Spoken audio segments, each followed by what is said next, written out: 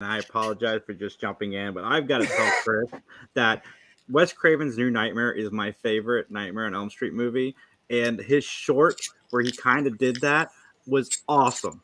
Just want to get Thank that you. out of the way. Like, I absolutely loved every bit of the 7 or 8 minutes that short film was. I want more. Well, there's never gonna be more. There you go. So That's what I'm saying, though. That's how good it was. Leave him wanting Yeah. more. there Like, was an old adage from Tex Avery, who was one of the Looney Tunes animators, and he said, "Always leave them wanting more," you know. Mhm. And that's it. Short, sweet, to the point. Always leave them wanting more. Yeah. And you did that. What was the name of that one? That was New Tale, the Demon from Elm Street. Okay. The Yep. Demon Yep. of Yep. Elm Street. Yep. Okay. Cool. Mhm. I just watched that one a little while ago. Oh yeah, I'd watch them all back to back to back. But Yep. There's actually a react to the Kruger series that I was watching before it came on here, so I was going to check that one out and see if people were actually audible in their reacts. The thing about a lot of reacts, people kind of just sit there in silence and watch, and I'm like, are they entertained? Like, what's going on? Where's the reactions? Right? Did I do something wrong, or am I that good? I don't know. would you, since you mentioned that, would you want a reaction video? Would I Like- want, or would I make one? But no, would you want one? Like somebody watching? Oh yeah, one I of love your reaction videos. I love it when people do that, because then I kind of sort of gauge whether, like, you know, I'm doing well with my audience if people like it, and you know, seeing a reaction really does help actually as a filmmaker. My next question to you, because I'm just trying to put some things together now. But just because you mentioned the react, what about if, like, say, us right now, we played the film like as I'm on my live, and you're getting like the live reaction with your movie playing? Would Yeah, that could be fun. I'm down to do that. If you want to play like a short or something, I could also do like director commentary and stuff.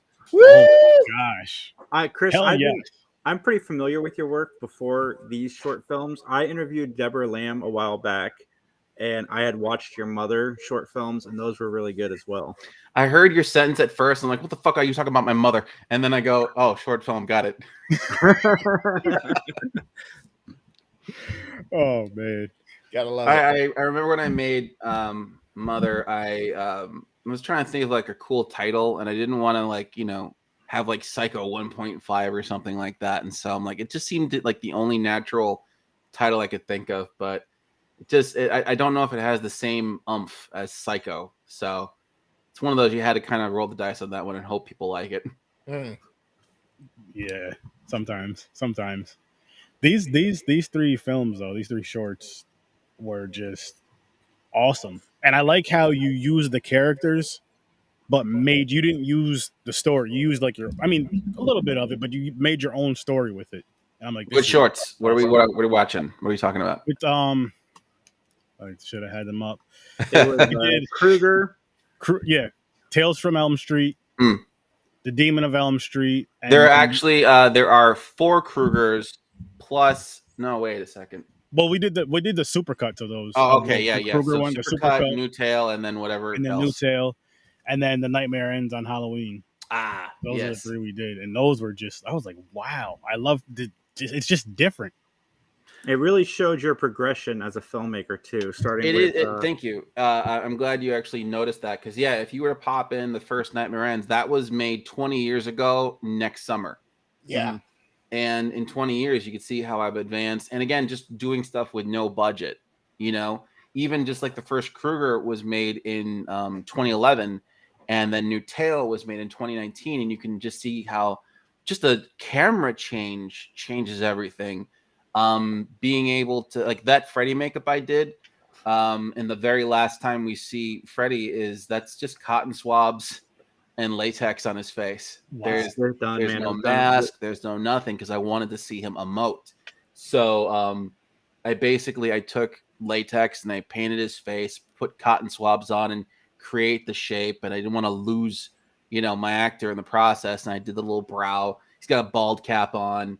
And it's funny because when we wrapped, like, you know, just peel the whole thing off like a condom, and it's kind of funny. That guy that was playing Freddy was really, really good. It was awesome. That was Roberto Lombardi, and yeah, he definitely owned it. And I've seen a lot of, like, you know, fan casts where they're like, give this guy a chance, or where they're like, actors who could take over after Robert Englund, and they list Roberto, and that's always flattering. Unfortunately, I just feel that our time has passed because Roberto, he's pushing 60 right now, and we want to specifically do a prequel. And Freddie died when he was in his 30s, so it's getting harder and harder to do something like that. So unfortunately, I think our time for Kruger has passed. In the foreseeable future, if I ever did Kruger, he would have to come on in a different role. He would not be able to do Freddy just because of his age at this point. It's the same thing of like Robert Englund played Freddy in 2003. He was 60 something. Yeah. Well, hey man, I literally when I started watching that fucking fan film, the short, I was like, holy fuck, like this dude looks like you pulled him out of a goddamn MCU timeline, doppelganger of Robert Englund, just a little bit younger, some earrings, you know what I mean? That I was like, holy shit. Yeah, I got really lucky with casting him. I met Roberto back in 2007 when I was doing my first feature, Methodic, and he applied for just a bit part, and we became friends after. It took about a year and a half before we actually became friends, because I saw him in 2007. I'm like, all right, that's it, I'll move on with my life. And then in 2008, a year later, I was gonna do a Maniac Cop fan film, and I just needed someone to get murdered, and I'm like, hey man, you want to get murdered in this? And he goes, sure. So he came out, he got killed in that one. And that's when we kind of started really hanging out. And then 2009 rolled around, and we did what did we do? Was he in? I can't remember if he was in my Methodic 1.5 short or not. But we started doing some stuff. We did a Joker fan film. He was in that. And then finally, sometime between 2010 and 2011, I was conceptualizing the killer prequels, which was Kruger, Myers, and Voorhees, where it's a 6-year-old Michael, it's a Pamela Voorhees story, and a Springwood slasher Freddy story. And I was like, that'd be really cool to do. No one's really done anything like that. Who could play Freddy Krueger? And I look at my girlfriend at the time. We both go Roberto, because we recognize that nose, and we're like, yeah, he's got that face. Maybe we can make it work. And so that was that. Wow, that's so awesome. That's great. It is, and like, again, going back to how you told for all three of these short films, the way you just told the stories and had them connect, like, I'm like, wow, I didn't see any of this going this way at all. Yeah, I didn't get this from the. Oh my god! Now all of these guys are in this movie. Holy shit! Well, okay, so the idea behind Nightmares on Halloween came from a very specific moment in my life. It was 2003, and I was at Dragon Con. So if anybody is a convention goer, Dragon Con is usually like the place to be after Comic Con. So I was there, and that was the second convention I ever went to. And I was at the costume contest, and I was dressed up as Ash from Army of Darkness. So I'm waiting backstage, right? And they have the screen come down, and they played Sandy Colora's Batman Dead End. So I'm watching the movie backwards because I'm behind the screen and everything. But I'm watching, and I'm like, oh shit, they got Batman, they got Predator, they got the Xenomorph, they got the Joker in there. That's pretty cool. Hollywood could never pull off something like that. Good on him for thinking that idea. And then I go, wait a minute, I don't want to do that. Okay, what can I do that Hollywood could never do? Yes, I must think. And I conceptualized. That's where I came up with my idea. I go, if I'm going to do a fan film, I'm going to do something that Hollywood could never fucking do. And that was put all those killers in one room. And that was always the idea, was to get them all into one room. We did the first fan film in 2004, shot it on home video. And for 7 years, everyone's like, hey, where's the sequel? Where's the sequel? Where's the sequel? I'm like, okay, fine. Stop bothering me. And I shit you not, I would get like an email a day asking me for 7 years, every single day, where's part two? Where's part two? So I was like, fine, this will shut everybody up. So, we ended the first fan film on the cliffhanger that Freddy was going to get fucked by everybody. They were all going to come in and beat the shit out of him. And I go, all right, fine, I got to do that fight. So I did the melee fight, and then I did the individual fights. And that was the whole point of part two, was just to finally give people what I kept promising at the very end. See, I need to watch part two. We should have watched part two also. I have a supercut of 1 and 2 together, actually. I wish I would have known. I would have did that too. Well, it's on the channel. Next time. We will watch it next time then. I I gotta say, I'm looking forward to seeing part 2 because, like I said, the progression of that film to Kruger definitely shows a much more mature somebody who's been doing it for a little while. You could see in part 2 is, well, we filmed Nightmares on Halloween part 2 after the first Kruger because Roberto came on and he did, Springwood Slasher Freddy. And then I was hanging out with him. I go, hey man, since we already did you as Freddy, why don't we put you in the makeup and do part 2? So that's where it kind of went from there. And the makeup effects were definitely not as good as they were in New Tale, but compared to the first movie, his Freddy makeup got progressively better. Mhm. It was the same effect. We used the mask and we cut out the mouth and latexed it to his face. Bigger set pieces, which is kind of nice. Had this wonderful, wonderful rainy fight with Freddy and Jason. It was a rematch. Yeah. And one of my favorite shots in it is when they're about to like attack each other. I managed to, because it was raining so damn hard that day. I don't know why, but it did. I got the headlights of this car, put the high beams on it. It illuminated all the rain. Yeah. And I did a silhouette shot of the two of them charging at each other. And then the best part is when Freddy insults Jason because, he hits him with the machete and blah, blah, because you're running out of moves, Voorhees. So he just throws down the machete and picks up this massive fucking branch that was there. This wasn't scripted, but there was just this huge 20-foot long branch. He takes and just fucking swings it and knocks him out like, he's playing baseball. It was hilarious. I loved it. And even when he basically said it to Michael too, and Michael dropped the knife and fist fought him. He said that's real mature, I think it was. With the Nightmare Ends, those were more of the latter Freddy, where he's like, kind of quippy and sarcastic. The Kruger series was dead serious. Like, I did not want to bring in any of the camp from the later sequels. Yeah. So you can kind of see like the dichotomy of the character, how one aspect, in the Versus movies, he's funny and he's got he's talking to a bunch of mutes essentially. So he's got to carry those scenes. He really is. Oh wow! Yeah. So Dadpool told me about this movie or these movies and these shorts. And when I first watched Kruger, oh my God, I was so angry. I was like, God damn, this is good. But I'm so mad at this. It's so good that I'm so mad at it. Freddy, I hated him so much. Oh, absolutely. He's a bastard. Oh. Yeah, you captured something the 2013 movie didn't do so well. Is at all. You captured him as the killer and child molester, but you did it in a way that when he goes to kill the kid in the middle of the episode, the movie, it cuts to a red screen. Like, you just see the screen and blood drip down the screen. You don't actually see anything. Your mind gets to do it. And I thought that was really well done. Well, one of the mistakes I think a lot of either inexperienced filmmakers or just bad filmmakers make is they tell and rather than show. Now, and the whole show don't tell thing. In this instance, I don't think it's I think it's smart to not show the kill and let your mind do the work for you, because anything I'm going to show you cannot be as worse as what you can imagine it to be. And that was, a filmmaking technique employed by like Hitchcock and a bunch of other filmmakers.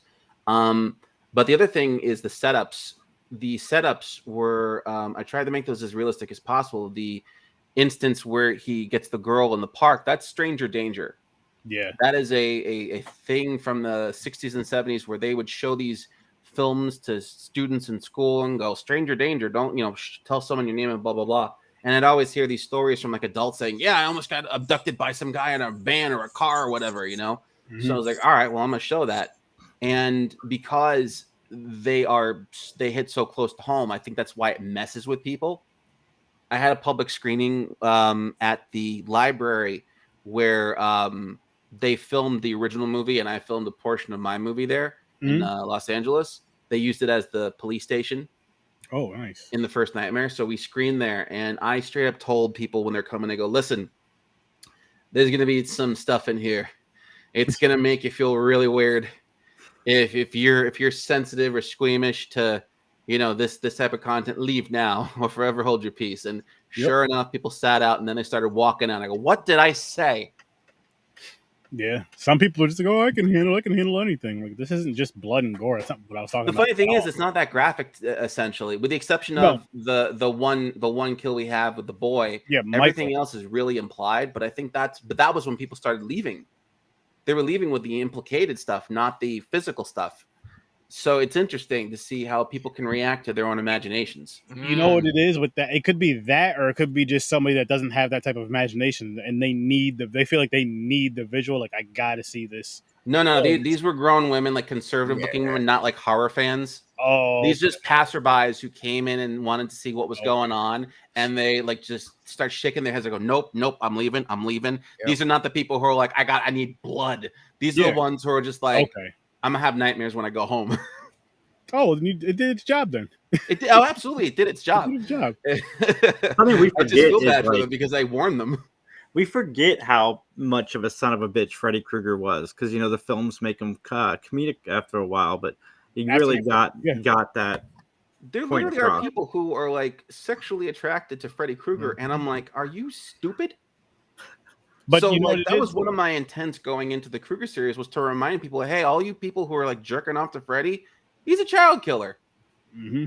And allegedly a molester. I didn't want to touch upon that. I just went allegedly. I never had like anything that was, like confirmed, but still, it's like, stop masturbating to Freddy Krueger, please. Oh, Dad. What's up, Dadpool? We miss you, buddy. Okay. Hey, AJ, how you doing, buddy? He's the one. Cool. So you included your mom in the film? You included your mom in the film? Oh yeah. So the scene in the park where he's going to abduct the girl, there's a missing child poster, and that's actually my mother's childhood photo. That's awesome. Because I was just looking for online and everything for photos of like kids from that era, and my mom was a child in the 60s, so I was like, hey mom, can I just like rummage through your photo book? She goes, why? I go, no reason. I found the photo, scanned it in, and she's like, what are you doing? I go, just making a missing child poster. Why? I go, you'll see. And that was that. I'm glad you referenced Batman Dead End, because that movie was fantastic. It's the first fan film I ever saw, and I was like, wow, this is really good. Did you want to get into filmmaking prior to watching Batman Dead End? Yes. First off, I will say that Dead End was probably the introduction tool for a lot of people to fan films, myself included. I never knew what a fan film was before I saw that, and I'm like, oh shit, we can do that? Yeah, and that was where the thought came for me. It's just like, I didn't know that I could do something like that. Now, I had ideas as a kid, like I wanted to do my own Ace Ventura movie when it came out, so I tried with my home camera to do an Ace Ventura movie, but it didn't work.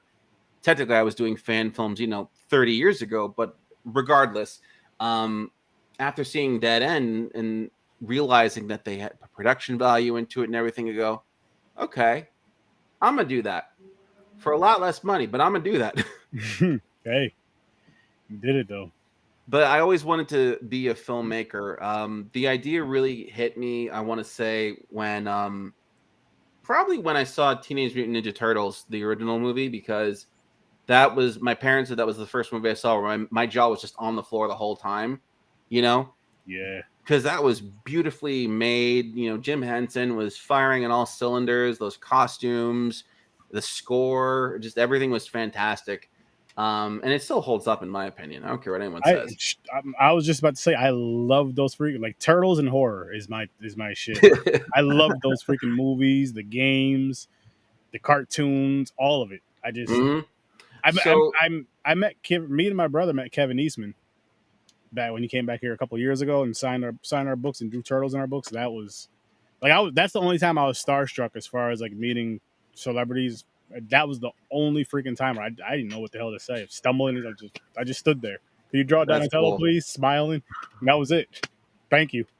I would love to pitch to him my Casey Jones idea. I did 2 Casey Jones fan films, but I have an idea for like a rated R TV series. Which would be like set in the 80s. And so like the concept base, it's like Taxi Driver essentially, but with Casey Jones in it instead.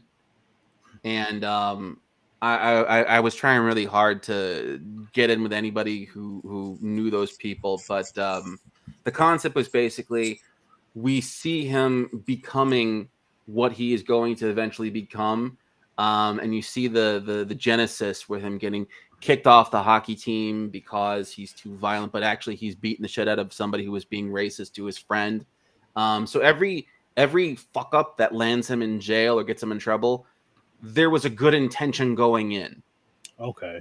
That's like the angle I want to take on Casey, is that he always had a good intention with whatever he did. It's just the execution was either sloppy or poor.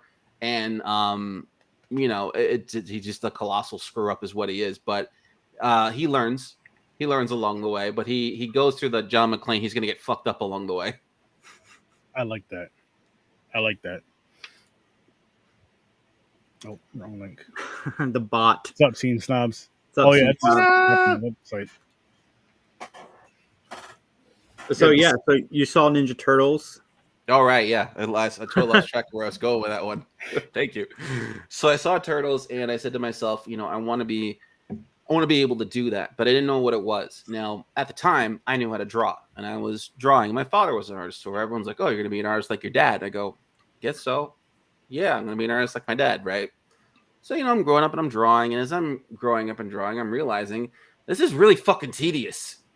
I'm drawing. It's taking fucking forever to do it. And then I go into animation. I go, that's what I'll do. I'll become an animator because I can draw and I can make movies. And I realized that is way more tedious because instead of just drawing one picture and being done with it, now I got to draw thousands of pictures and make them all work. And I hated it because it was just way too much for me to handle. And I, at some point, said, you know what? I'm going to do the Tim Burton thing. I'm going to go to school for animation to become a filmmaker because, no offense, but film students are fucking idiots. Every film student I ever went to was like jerking off to Quentin Tarantino and Stanley Kubrick and making black and white crap and just, you know, long shots for no reason. And I was like, I hate you people. So I'd rather learn how to do animation and then make a movie using my animation skills. And I did. And actually, the first live action film I made was Nightmare Ends on Halloween. That's interesting. That's so really... yeah, that was my third year in my third year in college. And so 3 years of animation, and I go, okay, I now know how to work a camera, I now know how to edit, and I now know how to do special effects because I was doing stop motion. So I knew mold making, I knew puppet making, set building, and special effects makeup and all that, because you know you got to build these things and do all this crap for it. So I'm like, I have all the skills that I need. I sculpted that Jason Voorhees hockey mask myself and casted it in a mold and everything. So yeah, I basically just said, screw it, I'm going to rent the camera and rent some lights. And I made the first Nightmare Ends on Halloween while I was in animation. That's awesome. Then I tried to submit that for my thesis, and they go, no, you have to do something animated. You're in an animation, stupid. And I go, fuck. So my thesis sucked. Shit, that was I gotta ask, great. What do you say to somebody who would approach you and be like, why make fan films? There's not a lot of money in fan films. No, yeah, there's absolutely no money in fan films, nor should there be. Which, by the way, that brings me to an important point. I do not condone nor support big budgeted fan films. Anything that's over $5,000-$10,000 should not exist. If you're trying to raise $100,000 to do a Friday the 13th movie, get bent as far as I'm concerned. Because why the hell do you need that much money? What are you going to do that's so amazing and so different? Oh, you're going to sculpt the mask yourself? I did that. I did the first Nightmare Ends on Halloween for $500. I made a Jason mask too. Why do you need $100,000? Oh, we're going to shoot on red. We got to pay the editor. We got to pay the actors. It's a fucking fan film. If you got $100,000 to do a fan film, you got $100,000 to do an original movie. But getting on to that. What was the question? That you think you answered it. Pretty much. With that rant, he did. He pretty much did it. No, why make fan films? Like, okay, why make fan films? Fan films are excellent for multiple reasons. One, for practice. You can just make stuff about things that you enjoy, and you could learn how to become a filmmaker in the process. Two, it's really amazing exposure for yourself, because if you're capable of doing a good fan film about a property that maybe doesn't have a lot of fan films to it, if any at all, you A, did the first, B, you did the best, and C, people want to watch it because it's already got a built-in fan base. So just coming at it from a marketing standpoint, you're tapping into something that already has a pre-existing fan base. So you know for a fact you're going to get an audience regardless, whether it's good or bad. But if you do something that's good and you manage to romance that audience, they will view it as headcanon for them. And they could then be on your side, petition you for future projects. Like, for example, Kruger with me. We did have people who actually tried to get me in front of New Line. It didn't work, but they tried, and I appreciated that, you know? There are people who go, I watched the Kruger series, and then I put in Nightmare on Elm Street, and it's canon for me. I go, fantastic. My fan films have gotten me to become guests at conventions, so that's nice. That's awesome. So yeah, there's definitely, there's merit in making fan films. However, I do not think there is merit in making a big budget fan film, because what sets you apart from just a regular production at that point? Everything I've done has been for under $2,000 a pop, sometimes even less than that, $500, $100, depending.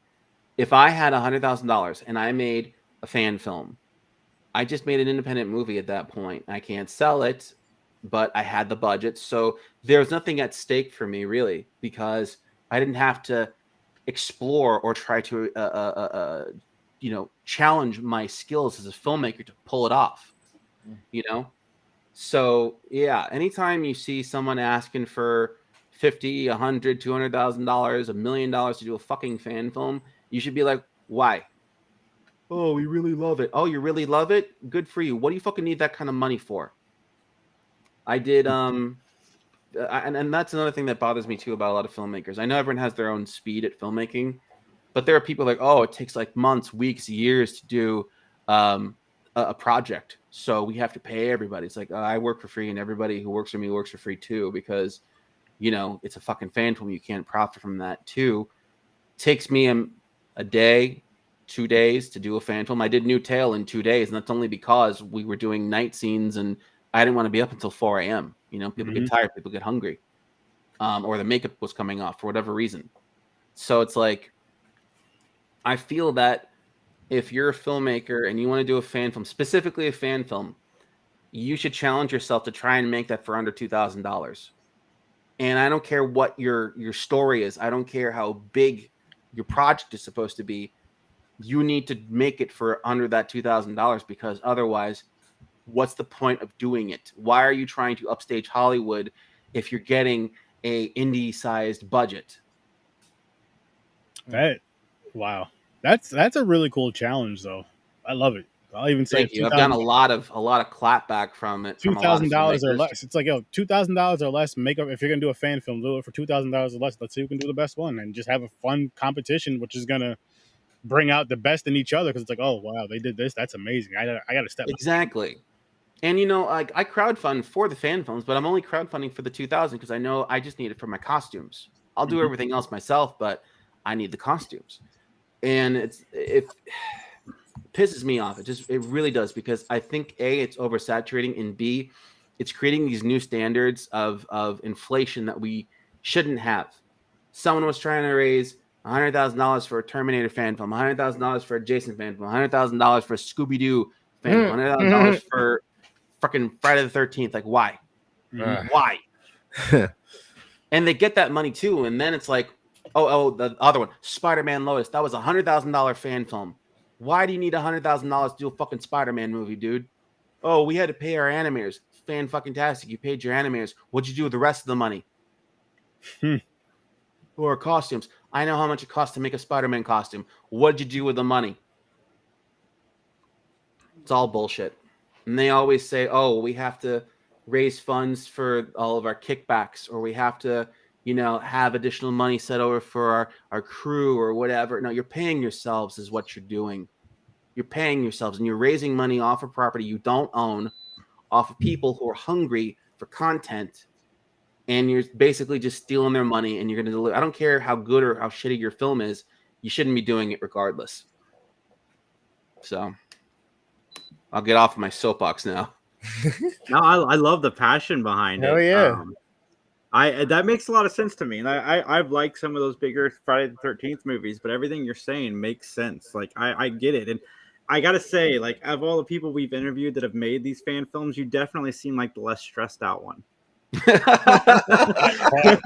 Well, you know what? I'll say as far as budget wise, yes, because we had some other ones that are I don't know what their budget was, but I know it wasn't like 50,000 or whatever. And same thing. But they did. But no one came on here and said pretty much. Listen, fan film should be $2,000 or less. Nobody came on here and said that. And I really think that's an awesome idea. And I would love to see independent filmmakers that make fan films just step up to that challenge. Why not? Why not? Yeah, why not? It's a challenge. I mean, the whole point is, for me, I always view fan films as this is something that you're trying to do to impress Hollywood.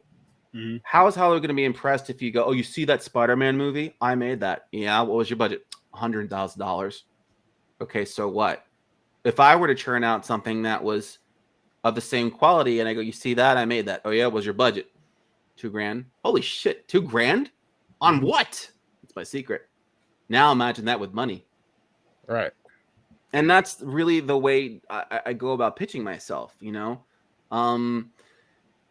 With the KRUGER shorts, each short was made for like just a couple of $100 really, because, you know, once we got the sweater, that was kind of it. And we got the glove and that was it. And then it's like, oh, I need like $100 here and there for like a random prop or something. So I was keeping those low, but you watch them and it's just like, well, what did I spend the money on? You'll never know because it's impossible to calculate it, because it's like the production quality was actually pretty decent on the KRUGERs. I was pretty happy with it. Mm-hmm.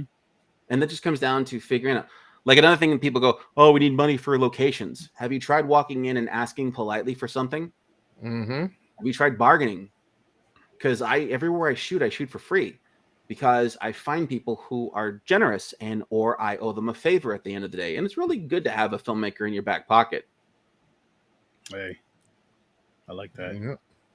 Yeah, I mean, you got it's like the Kevin Smith was when he first started the train of thought. Like, I can make this for this amount of money, but so they see how creative you are. Like, you were able to make this with this budget.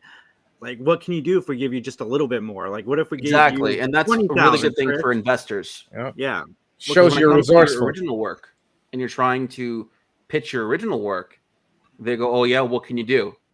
I can do all this. What'd you do that for? Pennies on the dollar, dude. Now imagine what I could do with an actual budget." And they go, "Oh shit, really? Yeah." And it's always more impressive in my book. Also, at the end of the day, I feel better about myself too, because Oh, he froze. He was just why does this come on, Restream? StreamYards, guys, StreamYards.com. did you guys still there? Did I lose you? For a second, but we can hear you now. We can hear cool. you You see me? Am I So what were moving? you about to say? Yes. Okay, Hang cool. on. I was gonna say, I know what it's like to shoot a movie on $100,000. It's cushy. You get trailers. You can afford a trailer, at least one trailer, one porta potty, catering. You can shoot for 15 days, essentially. You can shoot on a red camera. You can afford an editor and a composer. You can pay your actors thousands of dollars a piece, because that's how much I budgeted a feature film that I was working on. Okay? You can pay yourself a handsome fee. So $100,000 to a fan film is bullshit. Because what are you going to do? For the like Spider-Man Lotus, for example, they did have $100,000. What did they do? They had a couple of CGI shots of him swinging through the city. Everything else was just street level dialogue or shooting on a roof dialogue or a fight scene here and there. Where'd the money go? Yeah, that guy is not a good guy from what I've read. No, he's a piece of shit is what he is. So I'm going to talk crap about him, but still, it went into his pocket is what had happened. That money went into his pocket, and he should be ashamed of himself. Oh, and they also had a live premiere. They sold tickets to a premiere as well, which is also disgusting. You can't do that. Yeah, wait till Sorry, it really rubs me the wrong way. Wait till Marvel gets sound of that. I hope so. I hope so. And the sad passion. part is he did it during the strike, which means he just risked the careers of all the actors who appeared in his movie who didn't know any better. And his career. When you're promoting a struck company during a strike, SAG says we're not going to ever allow you to become a union member afterwards. So they're never going to get to be professional actors because of this idiot. That sucks. That's tough. Yeah. That's wow. But yeah, when it comes to filmmaking, especially indie filmmaking and fan filmmaking, you need to be ingenuitive. You need to be able to think on your feet and find out how to get what you want without spending money. The art of not spending money is a greater skill than anything else in filmmaking. Mm-hmm. I like that. But it makes so much sense because you have to be more creative. Absolutely. You I have mean, everything. Just I did the first Nightmare Ends on Halloween with garden lights. I did because okay, so do you know the scene where Freddy approaches Michael for the first time in that foggy room, and he gets mad and he bitch slaps the pumpkin into the fog? Yeah. Mhm. Right. So what happened was when we were filming, I had the pumpkin, I had the camera in one hand, the pumpkin in the other, and I was gonna underhand it to someone on the other side of that light and that fog, so they could just catch it. Well, first time I did it, I overhanded it, and I beamed the fucking light, and pff, light went out. So you see the pumpkin go right into the light, black. I'm like, shit. I had to go replace the light bulb. I do it a second time, hit the light a second time. I go, son of a bitch. So I'm like, all right, I'm gonna underhand it this time. I'm gonna underhand it. So I underhand, and then they finally catch it. And I go, thank God, because that was my last light. But that was my last light. I still had to do other stuff. So I used garden lights. I went to Home Depot because those little lights that went into those the lights I had were professional grade, and it was a weekend, and B&H is in New York and I'm in New Jersey. It was just not in the cards to get new light bulbs for the professional camera lights I had rented. So I went to Home Depot and I picked up some garden lights, and I just stuck those on the tripod and filmed. And I'm like, all right, it works. In the fifth Elm Street tale, shit, what was it? The was that the legend? The one where he finally gets burned. The legend of Elm Street. I used my cell phone light for certain shots where we're in the park with Freddy in full makeup, and when he's going after the mother at the end of it, we had to underlight him. I just used my cell phone. Wow. Yeah. Wow.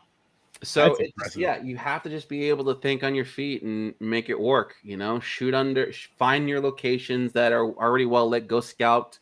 Find places you can get for free. Find places you can get for a favor. Ask nicely. Overcome your social anxieties and talk to people. See, and you know what I like about what you said on here is, I mean, everybody says, you know, anybody can shoot a film. You got your cell phone, this, that, and the third, but you're just giving people more things. Like, you're, again, don't be scared to go to whatever store, wherever. Hey, can I shoot here? Can we shoot here for? I promise it'll only take us 5 minutes. We're not going to make a mess. We're not going to get in the way. Yep. Blah, blah, blah, whatever the case may be. If we owe you a favor. And that's the art of ninja filmmaking too. And that's a great point you brought up, which is being able to get in and out without disturbing people. Mm-hmm. If you know for a fact, because you read your script, you're good at what you do, you know for a fact it's only going to take you 30 minutes to an hour max to get the scene done and get out. You go in there, you go, look, can we just have this place for an hour? Just 1 hour. We'll be in and out of your hair. No crew. It's just me, camera, and the actors, and we'll be out. And you can promise that. A lot of people will say yes to you, especially if they're like a fan of whatever the hell, especially if you're making a fan film. It's like, oh, you're doing a Batman movie. I love Batman. Sure, man. Is Batman going to be here? Because that's the question they're always going to ask you, you know? And sometimes people just want that. My most recent fan film, which was I Am Kingpin, I shot at my favorite pizza joint out in LA. Now, the guy there, he's cool. We're buddies and everything, but he loves this stuff.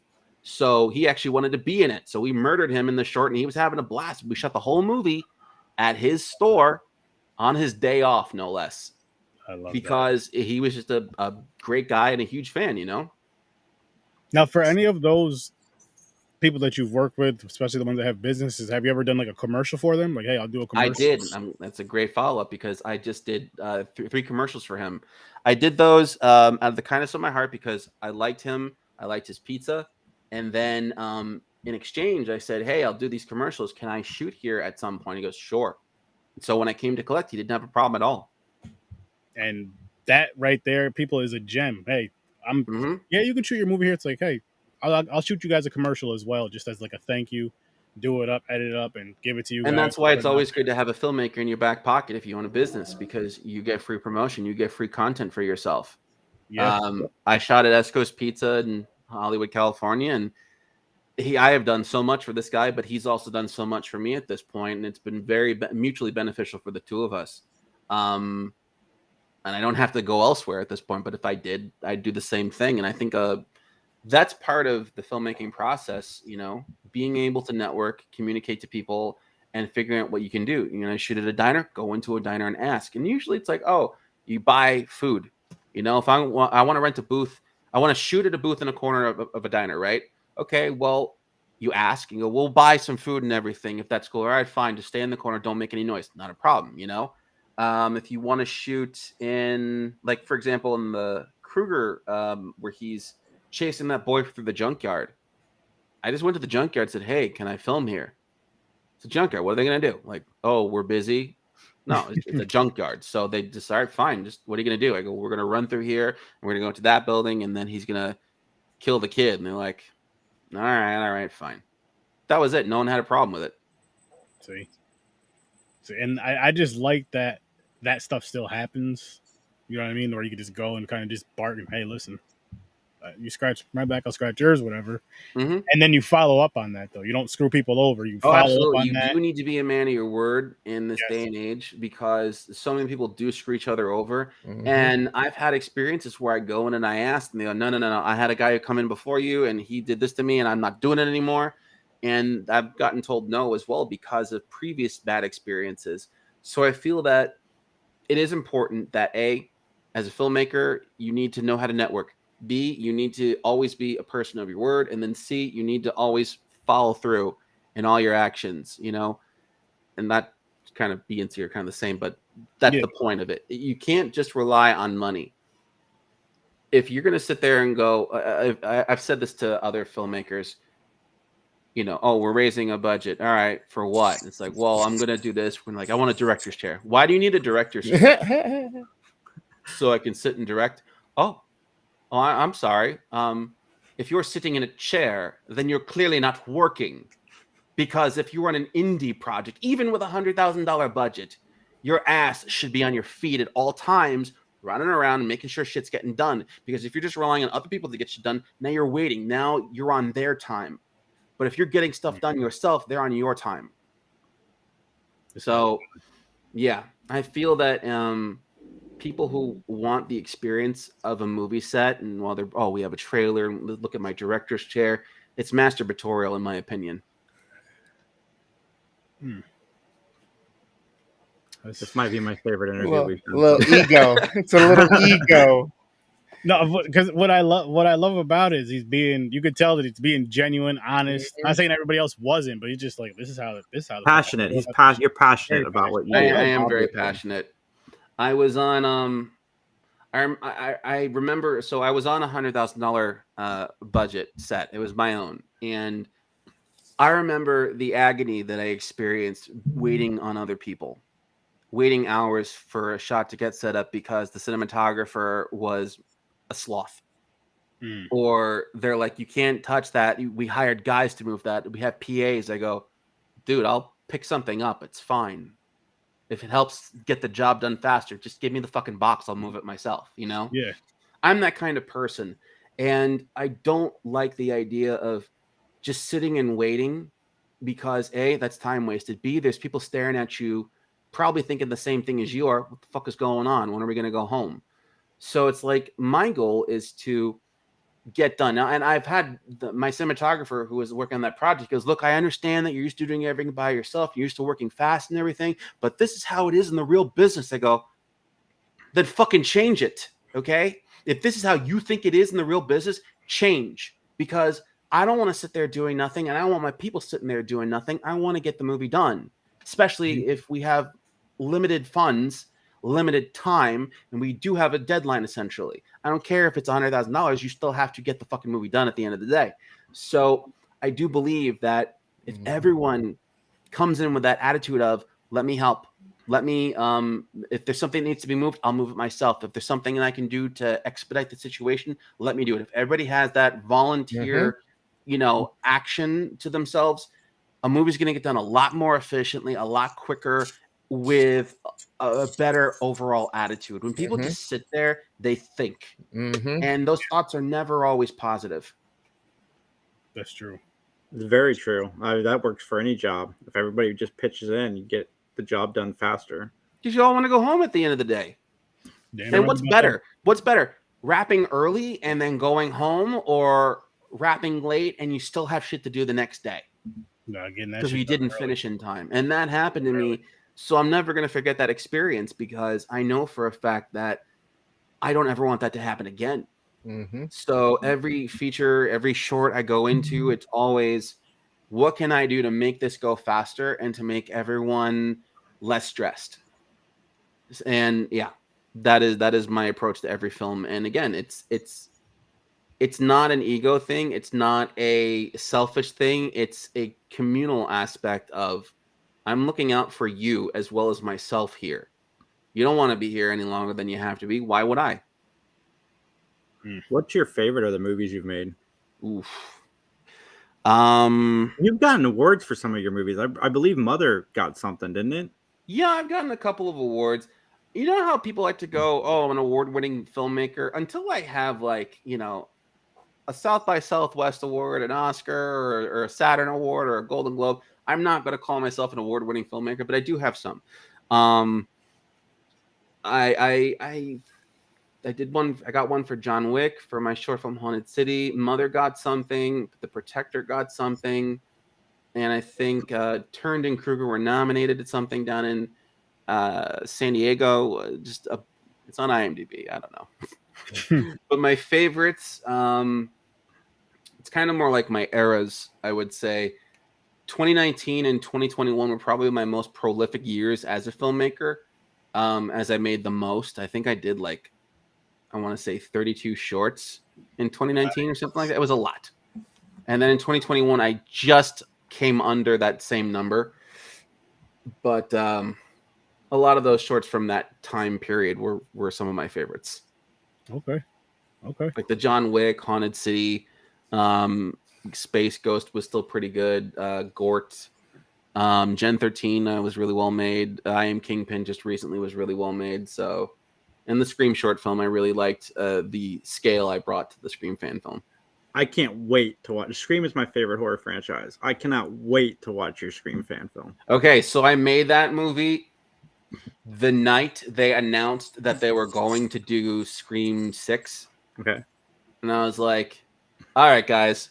Because everyone is on set. We were all about to film, and then all of a sudden we get the Twitter announcement: Scream 6 is now officially in development. I go, if they don't steal this idea from me, they're fucking idiots. They didn't steal the idea from me, so they're fucking idiots. But the idea I had for my short, you're gonna love. I can't wait to check it out. Oh boy, I'm gonna check it out just because I'm a fan of yours from what I've seen so far. Yeah, you can ask these guys. I don't like Scream, but I am gonna check it out. Did you also say you did a Joker I didn't film? like Scream myself, actually. I only liked the first movie, and I had been asked since Nightmares on Halloween, where's Ghostface? You know, why wasn't he in the mix? And I go, first off, Ghostface isn't one fucking person. He's like a bunch of people who keep dying. Never once has come back from that. Why would Ghostface be amongst Leatherface, Jason, and Freddy, and Michael Myers? Those are not his peers. Not at all. You know, and that's and once I realized that thematically, that's where my idea for the Scream fan film came from, because everyone's like, don't you have an idea for Scream? I go, he keeps dying every fucking movie, and it's always a new group of people the next time. It's never the same fucking person. Billy's never once come back from the grave. And even what they did in Scream 5, no thank you. So how do you make that work? And then I realized it's an idea. And the idea of Ghostface is what can be scary. So I focused on that aspect with my short film. And I think that's what helps set mine apart from, you know, all the other fan films and movies out there. Damn, I can't wait. that. Yeah, I'm not spoiling it. We gotta Thank watch you. that. Thank you. Now, did No I hear problem. you say that you did a Joker fan film too? I did a couple, actually. I did. Ooh. My first Joker fan film was in 2006. And that was right before they announced or cast Heath Ledger as the Joker. Wow. And I said, I want to do what I think Christopher Nolan would do for Joker at the time. So we went with the traditional, he's got the white face instead of the makeup and everything. However, this is, to my knowledge, the first time you ever see Joker perspire, because the makeup was on so well that he could actually sweat and it wasn't coming off. Oh, shoot. But I treated him like a mafia hitman.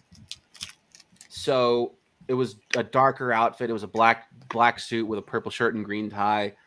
But we went for more Kubrickian vibes because he actually kills this dirty cop to Ode to Joy with a crowbar. Okay. Yeah. Then after that, in 2009, I did I started a fan series where I played Heath Ledger's Joker. Okay. And we basically did the seduction of Harley Quinn. So it's how did Heath Ledger's Joker find his Harley Quinn in our story? So it's him in Arkham, and you have the therapy sessions, and then him corrupting her, and then absconding with her in his escape, and then the two of them getting their costumes, and then going on a murder spree, and that was that we did that over the course of a year. And I think that was it. I don't think I did any more official Joker stories after that. Nice. So do you have any like crazy ideas of franchises to combine? Yeah. First off, the best combination ever, I did Amalgam. If anybody's ever read the Amalgam comics, I did an Amalgam's fan film. So we had Super Soldier and Dark Claw and Hyena and Green Skull in it. I had to limit myself because there's only so many costumes I can make. And then with other crossovers, what else did I wanted to do? Back in 2004, I wanted to do Batman vs. Punisher, and that never got to happen, unfortunately. And looking back at it now, it's just there's only two logical explanations, and the fans aren't going to be happy with either. One is Punisher just straight up murders Batman, and no one's going to be happy with that. Or two, Batman defeats the Punisher, and Punisher shows weakness, and no one's going to accept that either. So I'm like, you know what? I'm just going to keep my hands off of this one. Other crossover ideas. Hang on, I actually have a list of. I get bored on ChatGPT and I type in like weird crossovers, like I did Teenage Mutant Ninja Turtles Vacation at Camp Crystal Lake. I did Ace Ventura Takes a Nap on Elm Street. Yeah. See, my god! like that, just because even to do like a fan film, that'd be another fun challenge for under All right, so these are my Mask they versus almost Freddy Krueger. were ideas. Okay, so these are all the things that I wanted to do but never got to do. Some are technical crossover, some are not. But the first film I wanted to do was called After the Massacre, which was what happened to the truck driver in Texas Chainsaw Massacre. And I wanted to, Leatherface obviously kills him and everything, but that was going to be it. I wanted to do a Tim Burton Batman movie called Mask of Vanity, where you see the Keaton Batman go up against a Clayface type, and Clayface in this version would be like what Tim Burton would imagine Clayface to be. There was Batman Punisher. I wanted to do Catwoman versus Black Cat, but I never did that. I wanted to do remember that animated TV series called Cops back in the 90s, the late 80s? Yep. I wanted to do Cops, but unfortunately George Floyd happened. I just said no propaganda. I'm done. That's and fair. Then that is fair. I wanted to do Danger Girl, the J. Scott Campbell comic. And I almost filmed that one actually. We did a fight choreography and we had everything. I had the costume bought, the posters taken, and then my actor bailed on the day of fight rehearsal. And I was like, what? And that was the end of that shit. You're passionate about so many things. Have you thought about doing anything spoofy? Spoofy? Like making like a spoof film about making absurd amount of fan films, like expensive fan films? I can't do self-aware stuff like that. I just think that's a little too tongue-in-cheek for me. I'm trying to think, like for for me and everything like that, people always go, oh, so that really funny story happened to you. There's a movie one day I go, I'm not going to make that movie that is based on my real life because I just think it's a little too arrogant for me. I'm already arrogant enough as it is, so I don't want to do like self-inserting myself into Newtail is about as arrogant as I'm going to get with my shit. Newtail, man, I want more. Dude, it was so good. It is. I was really shocked how good it was. Like I don't know anything about the production, but there is like a Dylan's New Nightmare coming out with the original kid Cannot from wait to Wes see Craven's that New too. Nightmare, and I can't wait to see it just because it's got some association with that. And your short like encapsulated what Wes Craven was doing with New Nightmare so well. Like I really like that. It's kind of a good balance between that and part 2 with the whole Jesse vibe and how he takes over. We did go with the like Jesse that, vibe with the possession of Roberto by Freddy at the end of it and everything. And that was something I took into consideration for Newtail. With it, that was a 2-day production. The problem I'm going to have with Dylan's New Nightmare is that it's a continuation, but there's no Wes. Wes is gone. Heather, I don't think Heather's going to be in it. And if she is she going to still play Miko's mom? Like, I don't know about that. I'm sure it's going to be fun, but with Newtail specifically, I really just wanted to stay meta. Mm-hmm.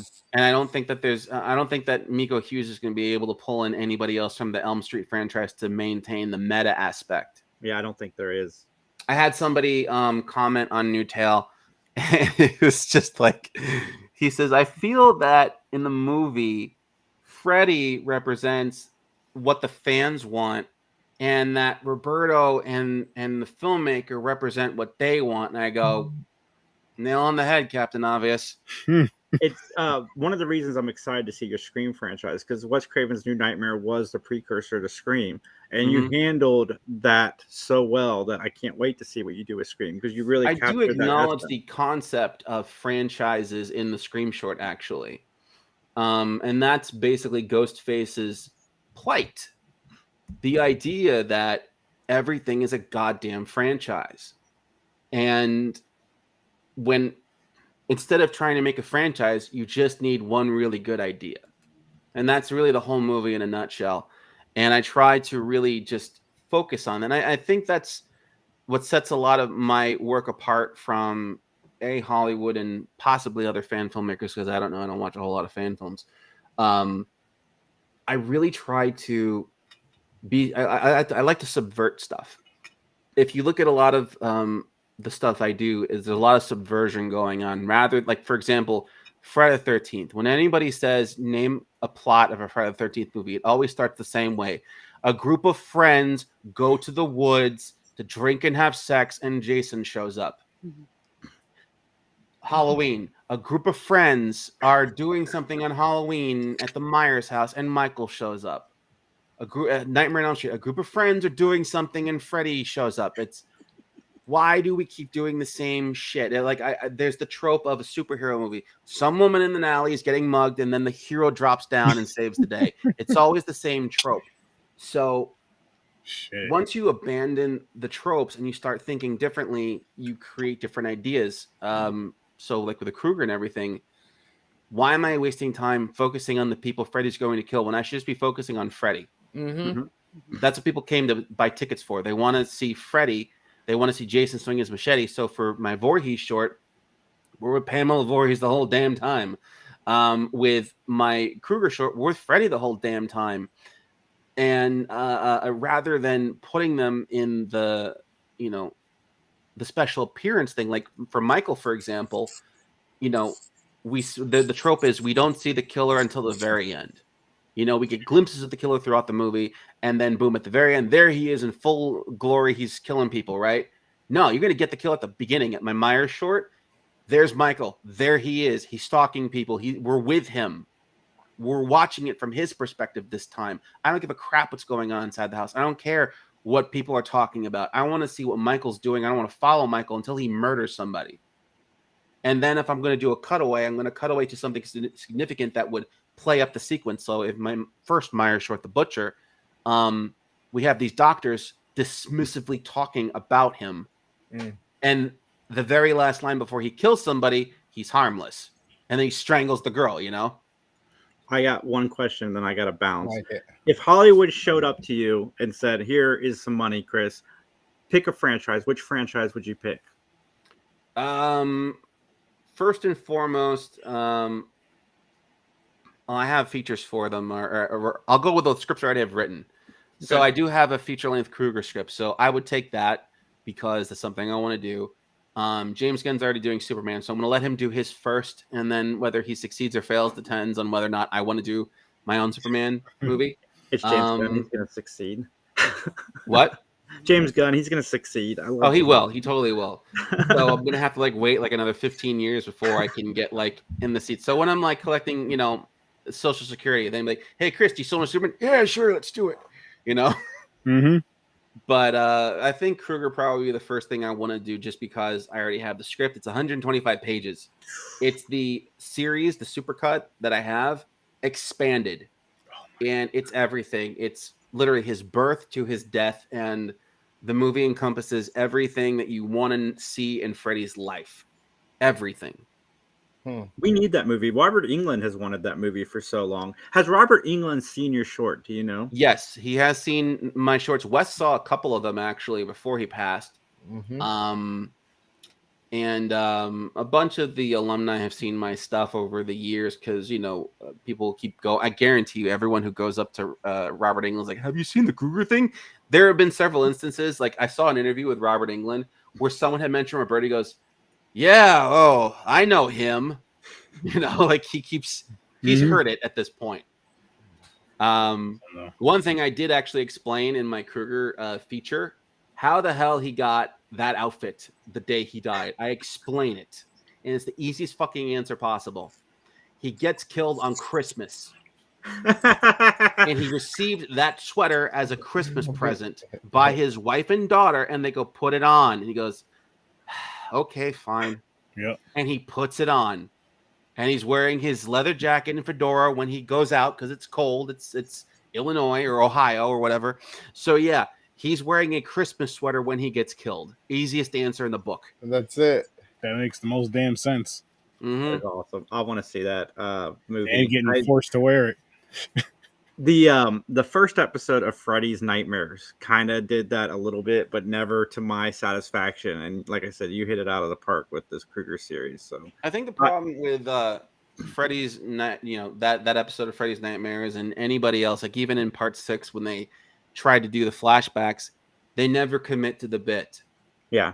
It's always a flashback or it's a one-off or it's not taken seriously because the content, when you think about it, it's like, why did Freddy graduate from murdering actual children to, teenagers? Because nobody in 1984 was going to allow for Freddy to be murdering 5- and 6-year-olds on camera. So my feature is like, well, fuck you, it's happening. Yeah. Is what it is. But that's the story. And I got to stick with the story. And also by the way, the genesis of how Freddy goes to murdering children, I think, is pretty organic in my story as well. It starts out protectively. He's gonna just, he sees a boy picking on his kid because he's working at the school and his kid's going there, and he protectively goes to the parents and say, "Hey, tell your kid to stop picking on mine." The father aggressively attacks Freddy, and Freddy's like, "Fuck you." Kills the father, and before killing the father says, "You know what? Not only am I going to kill you, I'm going to kill your fucking kid too, out of spite." Goes and kills the first kid, and he's like, "Well, that was fun," and that's where like I want to do more of that. Wow. Yeah. Listen, Hollywood. I know I've been talking a lot of shit about you guys lately, and I do mean it because you guys got to take care. Hang on one second, Kyle. Where the fuck have you been? What's good, bro? It's been a long time. You need to bring your Canadian ass back, man. Good day, Mike. Wait, he's Canadian. That's right. Hey. Chris, you were way off. I don't know what the hell you were going with. I was joking. Powdered toast, man. Ronald McDonald. You made a story about? Yeah, I did a Rick and Morty short film where they hired Wendy to torture Ronald McDonald for the Szechuan sauce recipe. I want it. It's called Rick and Morty Strike Again. And then I also did a Powdered Toast Man fan film, which AJ helped produce. And it's little Johnny all grown up. That's awesome. And he finds his powdered toast. Nice. It ends horribly. I still want to see it. Well, hit us up, Kyle. Shoot me an email. I got to get my Discord thing together. I don't know what I'm doing on there, man, but I'll figure it out. But Chris, I have a question for you. Yeah. Yo. All right, Chris, not worst damn gamer, Chris, not Puerto Rican, Chris. That's why we call you that, so you know. But I would love to have you on for like a watch party type of thing and just go through your films, and if you wouldn't mind, that'd be fun. Discussing them as we're going through them, and just I guess invite as many people who wants to come and watch these films because you have some dope content. And I love your input on things. I love how you're just telling people you can literally just go out there and just try it. $2,000 or less challenge. I love it. I think let's say hashtag $2,000 or less on your films in the description and all that shit when you're posting on YouTube. Hashtag $2,000 or less in the budget. Because that's going to start a thing. It's going to start a trend. People love those trends. And another thing that's going to make people go nuts is how they have like the 48-hour film challenge and people are like expressing how difficult it was. I'm just like, I don't even break a sweat during that. It's like a 40-hour film challenge. You mean 2 movies at once? Like, because the longest it's taken me or the shortest it's taken me to make a movie was 8 hours to shoot, then another 4 hours to edit. Wow. But I'm not going to get into that because I know that people don't have that kind of speed or stamina. I am the world's fastest filmmaker. How long was it? Probably like 8 to 10 minutes. Hang on. There's a bunch of these I've done. So let me get to my list. That's what understanding your vision does for you. That's literally what that does for you. That allows you to go in, get the shots you want, get it how you want them and need them to be. Get done and get out. With the idea of, you know what? If I do it this way and do this way and do this way, I don't have to cut this out. I don't have to jerk to here. I don't have to do this. I can always put in my special effect if I need. And you just have it framed out. That's what preparation is for you people. All right, so I Am Kingpin. My most recent short film is 9 minutes and 42 seconds, and I shot that whole thing in a day. Nice. We started at 1 o'clock, and we wrapped at around 8 p.m. with breaks in between for pizza and waiting for people. Let's see here. My Maniac Cop short was a 2-minute short. I'm not going to count that, but that was also 1 day. What else? Going down my list. Let's see. Space Ghost, that's 6 minutes and 47 seconds. I did that in 4 hours. Spider-Gwen was 7 minutes. I did that in 4 hours. Gen 13 was 9 minutes. I did that in about 5-6 hours. I don't remember how long Powerpuff Girls was or how long it took to make that one. Big Barda of Suburbia was 8 minutes. I did that in about 6 hours. Sub-Zero for Scorpion, I did that. That's a 6-minute movie, and I did that in 2 to 4 hours. Definitely gonna go check that one out. And that was also, these are all like 1-day shoots I'm talking about over here. Yeah, buddy. I like it. Skynet. So freaking impressive. Skynet was 2 days, but I had to split that up because we had to do some reshoots because footage didn't come out right. Let's see. The Tick, Martha. Then some of the more complicated ones that took like 1 or 2 days. And the only reason why they take like 1 or 2 days is because the locations are just really far apart. And I don't want to stretch everyone thin. So it's like, oh, we'll just shoot one scene here and then we'll meet up tomorrow and shoot the other scene, you know? That's fair. Like Domino was 8 minutes, and that was shot in 1 day, and that was about a 4-hour shoot. Mother was about a 4-hour shoot, 5-hour shoot, give or take. That was 12 minutes. Wow. What's your favorite genre to be working on, that whether it's writing or just to film or whatnot to create?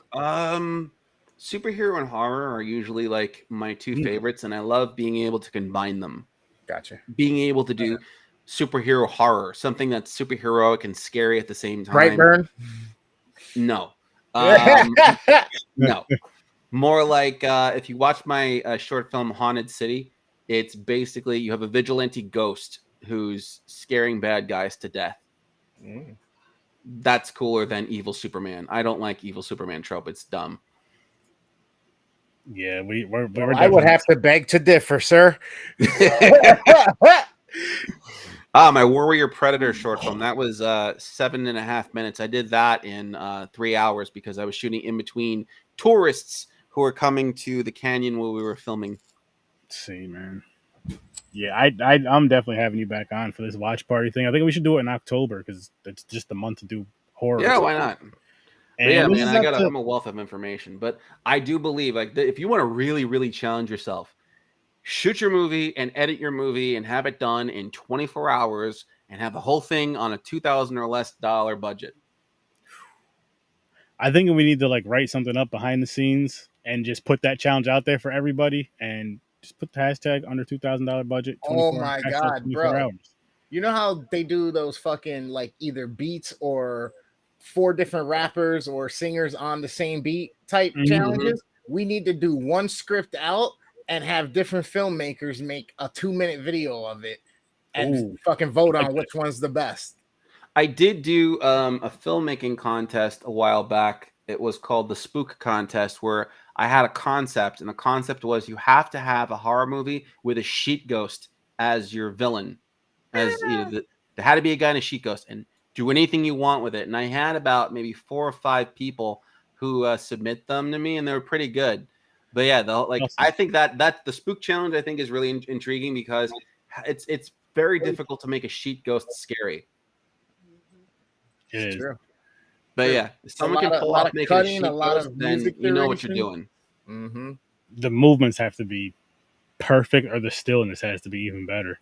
Or the edit and the music cues. The editing, the movements, and then the lighting. You got to know how to light that sheet, man. You got to know how to put music and film that person in the sheet. Yeah, shit, man. So many good ideas. So many good ideas and cheap. That's the affordable, if you want to call it that. If you don't want it to sound cheap, say affordable.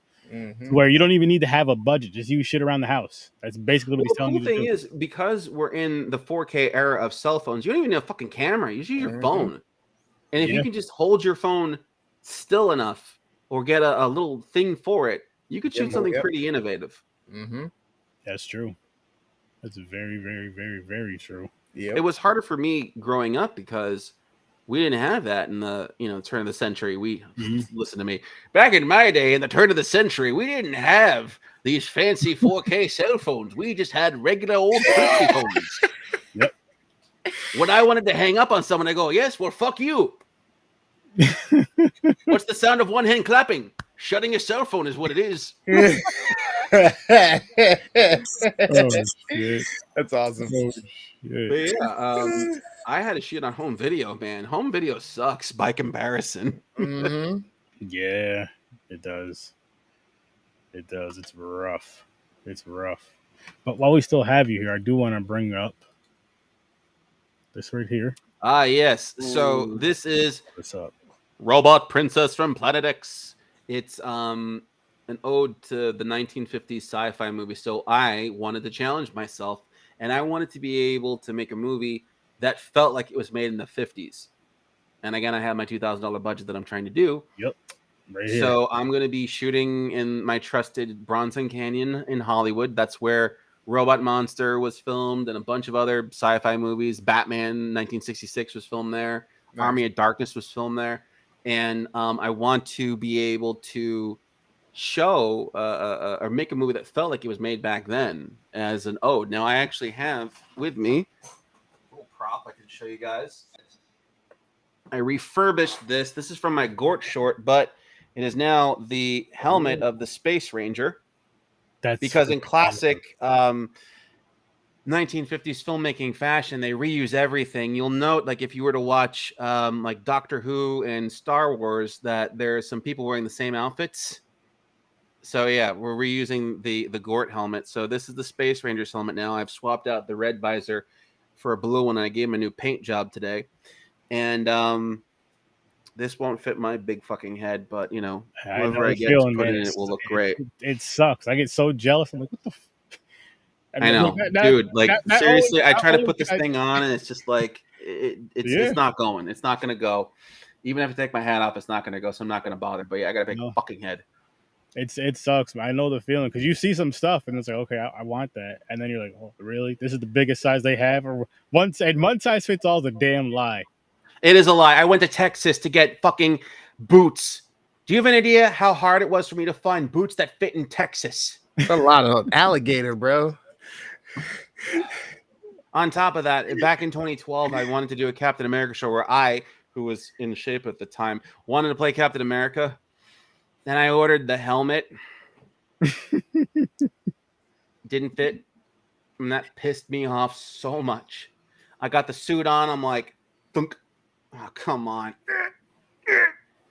All right, Captain America doesn't have his helmet on this outfit. It's fine. So, yeah, I got a big head. Yep. Preaches to the choir, man. I already know. But yeah, Robot Princess from Planet X, basically, if you're just like a fan of those like space age creature features like Forbidden Planet or The Day the Earth Stood Still or It Came from Outer Space or even just Invasion of the Body Snatchers, you'll like Robot Princess. It's just that, you know, that classic style story where there's the science makes no sense. You know, they have successfully combined man and machine together into one, but they have abandoned their emotions in favor of logic and shit like that. It's all silly. I love it. Yeah. Just Yes, the so voice the plot is commentary. the robot princess has left Planet X, and the Space Ranger must find her and bring her back and protect her. Yo, you need to be doing fucking short stories or like reads of stories, voiceover for like narration of stories, because the way you switch the characters up and shit like that, I fucking love it. I do have radio plays I put on my channel, which are in the podcast playlist. So I do voice some characters. Nice. But I have a guy who, my friend Emmanuel, does these amazing voiceovers. So he's actually my narrator. I might do the narration for this one just because I have that higher voice of, you know, Robot Princess from Planet X being able to talk like this from that transcontinental accent of the 1950s. That's awesome. That's and awesome. It works man. for this. It It's works. perfect. Look. Yeah. So that's perfect. But yeah, it's fun, and you know, I'm actually really happy that I got this sucker here because, you know, it looks just like the drawing, and that's what I was going for. I got some more artwork on my Facebook or on the thing. Actually, I posted it there. But yeah, if anybody is a fan of this kind of stuff, please contribute. If I can at least cross the $500 threshold, I can begin production because I'm that fucking resourceful. You hear that, guys? You use that 205 right now. We can get that I was up. gonna say $300 more, folks. And he's $300 starting. But that doesn't mean stop either. Nah, get this guy to go. In the words of Tim Robinson, you got to give. You got to give. Did you give? You got to give. Did you give? You got to give. You got to give. You got to give. Oh shit! I love it. Yeah, hell yeah. I love just the passion that you have for it. You can just tell. You can really If really you don't love what you're doing, why you're doing it, honestly. When I was working on set a couple of times, I'd run into these people who are very disillusioned and tired and drained, and I'm like, why are you upset? And there's like, you know, another day, another dollar. I go, another day, another dollar. You could be working at McDonald's right now. Okay? You're on a set. You're playing pretend professionally. Mm-hmm. Okay? I don't give a fuck. I would do that any day over anything else. Any day, on any bad day on a set is better than a good day parking cars, in my opinion. Working minimum wage. Like, fuck it. I want to be on set. Mm-hmm.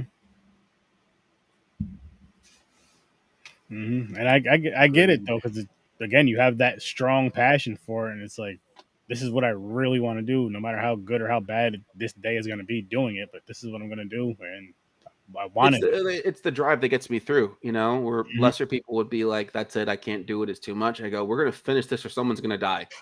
Yeah. There you go. See, so there's other people just as intense in me in life. Yeah. I had, I'll tell you guys a funny story. So back in, I've had some run-ins with the police over the years, and they're very colorful endings, all of them. But my very first time, this is the progression of police situations, so you can kind of see the trajectory of how I've evolved as well. First time was in 2004. I was making a movie back in New Jersey, and we were doing this fight scene. I was acting in it, and my brother was working the little home video camera. So I was this deranged hitchhiker, and I was fighting this guy, and we had a gun prop, and the gun was he had got I think he got like an airsoft CO2 airsoft gun, but we also had a water gun that I had painted silver just as the stunt gun, right? So we're doing the fight scene. We finished the fight scene, and that's it. I'm sitting on the ground reviewing the footage on my camera, when all of a sudden a bunch of cop cars come rolling up on me, and we're in like this little alcove off a service road, right? So we're not even in main traffic. And they go, put down the gun. And I got the camera strapped to my hand. I go, whoa, that's a camera. That's a camera, guys. Don't kill me over here. And I go, what happened? And they go, we got word, because there was a hotel like about 50 yards away. We got word that two guys were beating the shit out of each other. Some asshole was filming it, and they had a gun. And I go, oh, that was a prop. And they go, show it. So I take the CO2 one, I kind of put it under the seat, but I show them the shitty water gun. And I go, it's this one, guys. And they're like, all right, this movie better win a fucking Oscar, because you just got like two departments involved here and everything, and just wasting our damn time. I go, I didn't fucking call you people, okay? Some nosy person in the hotel calls you, yell at them. So they leave. And then flash forward to 7 years later in 2011, I'm doing a bank heist movie. Oh boy! Now, you see where this is going. So we had rented a bank, actually. I had some bucks, and I was able to rent a bank for the day, right? So all the whole bank robbery went off without a hitch. But we needed a pickup shot of the van pulling, because I forgot. I never got the van pulling up in front of the building. So it was a Sunday. It was a national holiday. It was snowing. We go to the banking district in downtown Jersey City, and I go to the waterfront, and I'm like, all right, that bank looks cool, or that building looks cool. I don't even need to see what's behind me. I just need the van pulling up, a building in the background, and people running out of the van past the camera, and I can just cut to my previously shot footage. So we get that shot. Then I get this guy who's shoveling snow, and he goes, what are you doing? I go, oh, we're just doing a student film. Don't yell at me. You always say it's a student film. They'll never bother you if it's a student film. Well, he did. So he says, you can't film. This is private property. I go, oh, I'm not filming your building. My back is to your building. I'm filming the building across the street, and I'm standing in the street, which is public property. So no harm, no foul. He goes, get your fucking van out of here. Now I'm going to call the cops. I go, dude, chill. Okay. You may be shoveling snow on the sidewalk, but the street is public property, my friend. I know this because I had a run-in with the police 5 years previously, and they told me different short. You can't shoot on the sidewalk; it's private property, but the street is public property. So I know my lesson. And he goes, "No," and he's yelling at me, and I go, "You know what? Fine, screw it, fuck off." So I get in my van. He hits my van with the shovel. My rented U-Haul. He's hitting my fucking U-Haul with the shovel. I go, the hell's your problem? He goes, you're trying to run me over. I go, if I was trying to run you over, be under the fucking van. All right, fuck off. So I leave, and I drive around. And I park in front of what ironically used to be a bank, is now a Japanese restaurant, but they do have the safe still in there. Nice. So we're just parked and we're waiting, and all of a sudden, I see cop cars. Oh shit, something's going down. They start sealing off the block. I'm like, oh shit, something's really going down. What's going on? All of a sudden, I see this little Dennis Franz looking motherfucker come walking up to me, and he's just like, put your hands on the wheel now. Don't fucking move. I go, shit, am I in like a no standing zone? I'll move, officer. I roll down the window, gun right into my head. Don't fucking move. Show me your hands. I go, okay. All right. Relax. There are women in the back of the van. We're doing a movie. I don't know what the hell you think happened, but don't fucking kill anybody. Yanks me out of the van, throws me on the ground, cuffs me, and he says, you make one move, I will light you up. And I start laughing, hysterically laughing. He goes, what's so fucking funny? I go, you are going to laugh too when you find out what's going on. This is a movie. I don't even know what the hell is going on, but we're not doing whatever the hell you think it is. Drags me over, drags my actors out. My actors are crying hysterically, and I'm just like, everybody stay calm. It's going to be fine. And everyone's like, why are you laughing? I go, you're going to laugh too. And I explain what's going on. And they go, just save it for the sergeant. And they go, fine, I save it for the sergeant. Sergeant comes over. He goes, what happened? And I explained to him, we were doing a movie, and I I don't even know why you thought we were doing it, because we're just parked here. Everything was in the back, and we have airsoft weapons, but they were not being brandished. We're not even physically filming right now, so it's not like you need a permit. So what happened? They go, someone called 911 and said that 3 terrorists in ski masks were driving around with machine guns in a white panel van. Well, I know who that was. So I told them what happened. And then I hear the best words ever. Someone whispers to the sergeant. He goes, "Sir, we don't have a crime here." I go, "You think? You think?"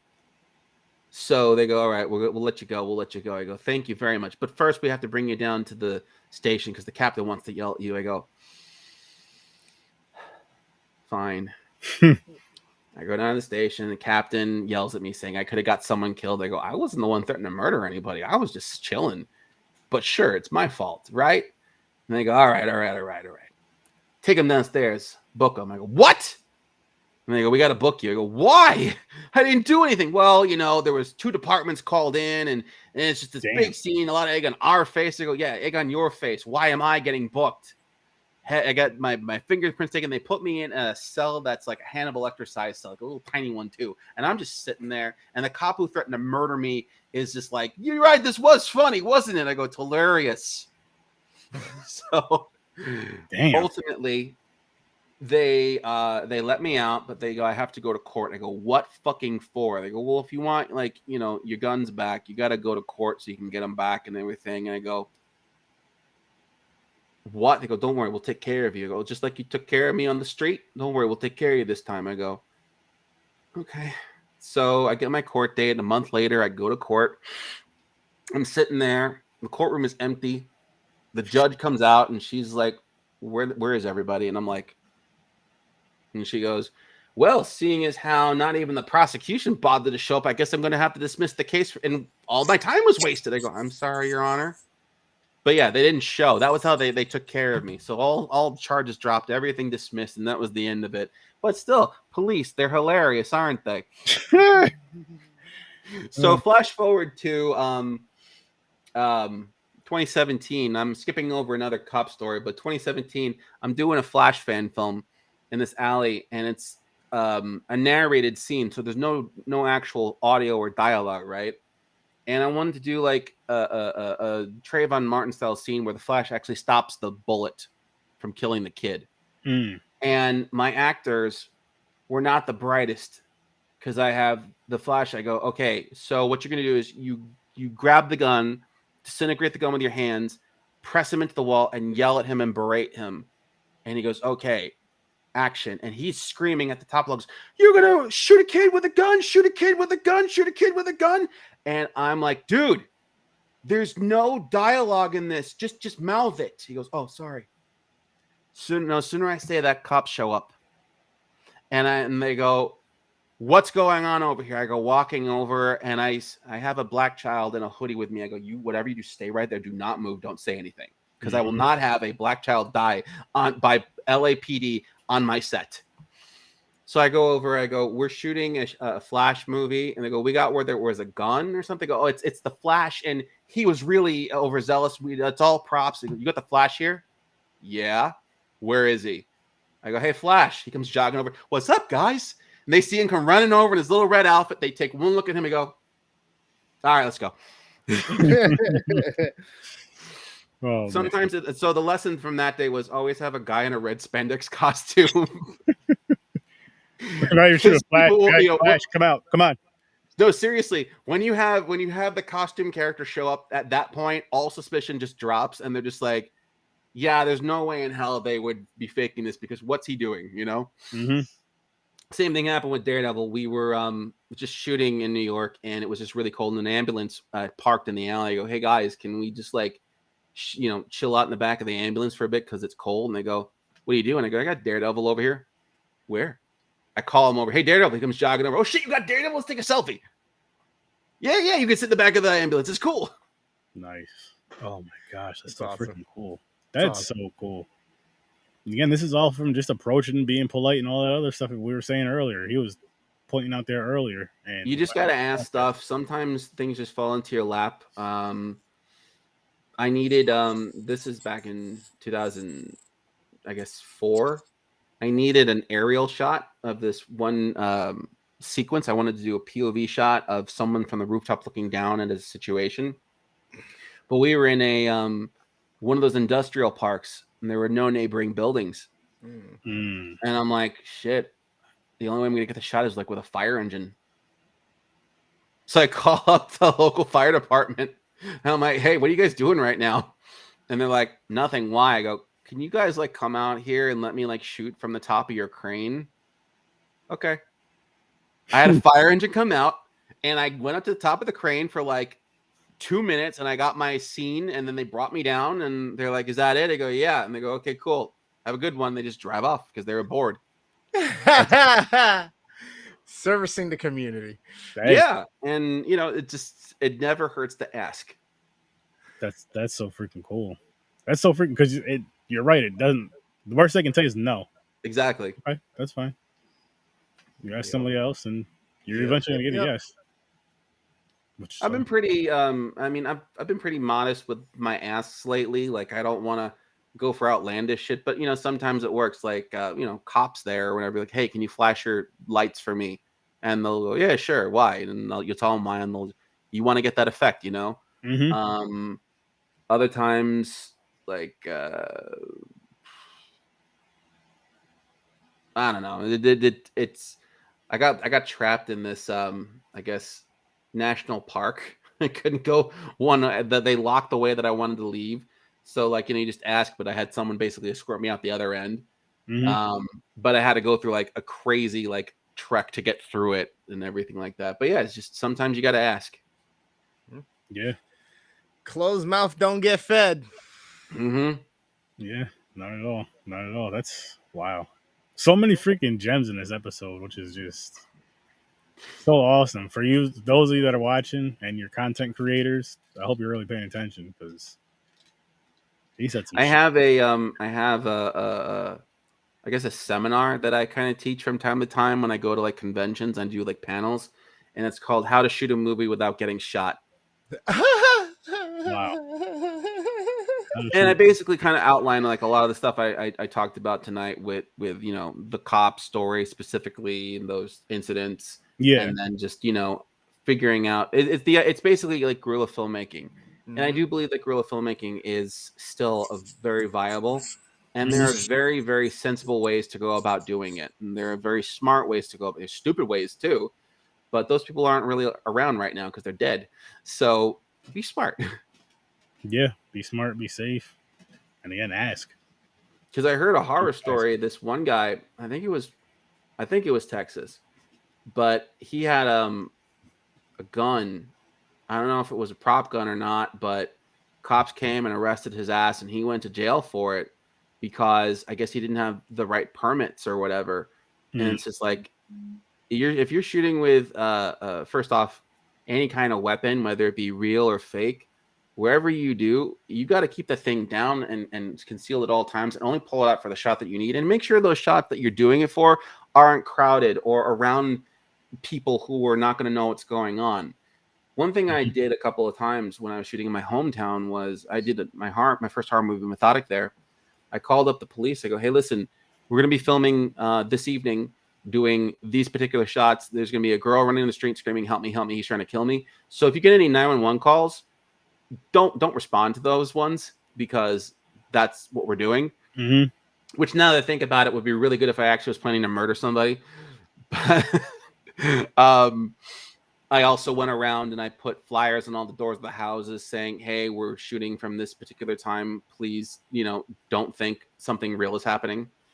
Okay. And I did get my permit for that day and everything like that. But, you know, it's stuff like that helps as well. Just communicating with your locals and, you know, explaining stuff. I mean, it's the most respectful thing, and it makes the most sense. Just because you have the permit to work there, it's like, okay, but I may be disturbing these people in their regular lives, so let me just put the flyers out there, and if I see them come outside, hey, my name is so-and-so, and we're going to be shooting a movie from this time to this time, and this is what's going to be going on, basically. We can't give you too much, but this is what's going to be going on, so please don't worry. And we're going to get it done as soon as we can. We're shooting from this time to this time, but we're really trying to get it done here. And if we have no distractions, no nothing, we'll get it done. We'll be out of your hair before you even know it. Another thing I've also done sometimes as well is I've done screams in post, just because I know I can either get it done correctly in post, and so there's no need to scream at the top of your lungs down your street when someone's getting chased, you know? So sometimes I've had actors just go, you know, and then I'll dub it in post later on, and I still get the same effect. Oh, that's interesting. It is helpful. Nice. That's interesting. But I guess it makes sense too, though. It makes sense. The goal is, you know, when you're guerrilla filmmaking, is to be you want to be a ninja. Mm-hmm. You don't want to get in other people's way. You don't want to be a distraction. You don't want to, disturb the peace and piss people off. So anything that you can do to minimize that would really help. So if you can get something done in post, you do it. If you can cheat something, cheat it. You know, there's no need to have a character brandish weapon if they don't need to. Don't run into fucking a crowded room with an airsoft and expect not to get shot by police. Like, you know? Yeah, doing stupid. Yeah. Don't write those scenes. Write something that takes place in an abandoned warehouse or an alley or a private. Another thing too is private locations. You can get away with so much in a private location because it's private. It's privately owned. You can do whatever you want there. You know, versus again going into Times Square and doing, you know, a murder sequence. Yeah. That won't cause a traffic jam or nothing. I did a spoof back in 2005 called Action Man, where this girl was getting robbed. Like she was getting, you know, mugged from her purse by this guy. And Action Man is supposed to. The joke is he can't find a place to change his costume because all the phone booths are gone. So he's going He's going to like a porta potty. He gets thrown into a cab. He's doing everything. He can't change it to his fucking costume. And by the time he gets there, the girl has beat the shit out of the mugger herself. However, this is back in the day of my little home video camera. So when the obvious, give me your purse.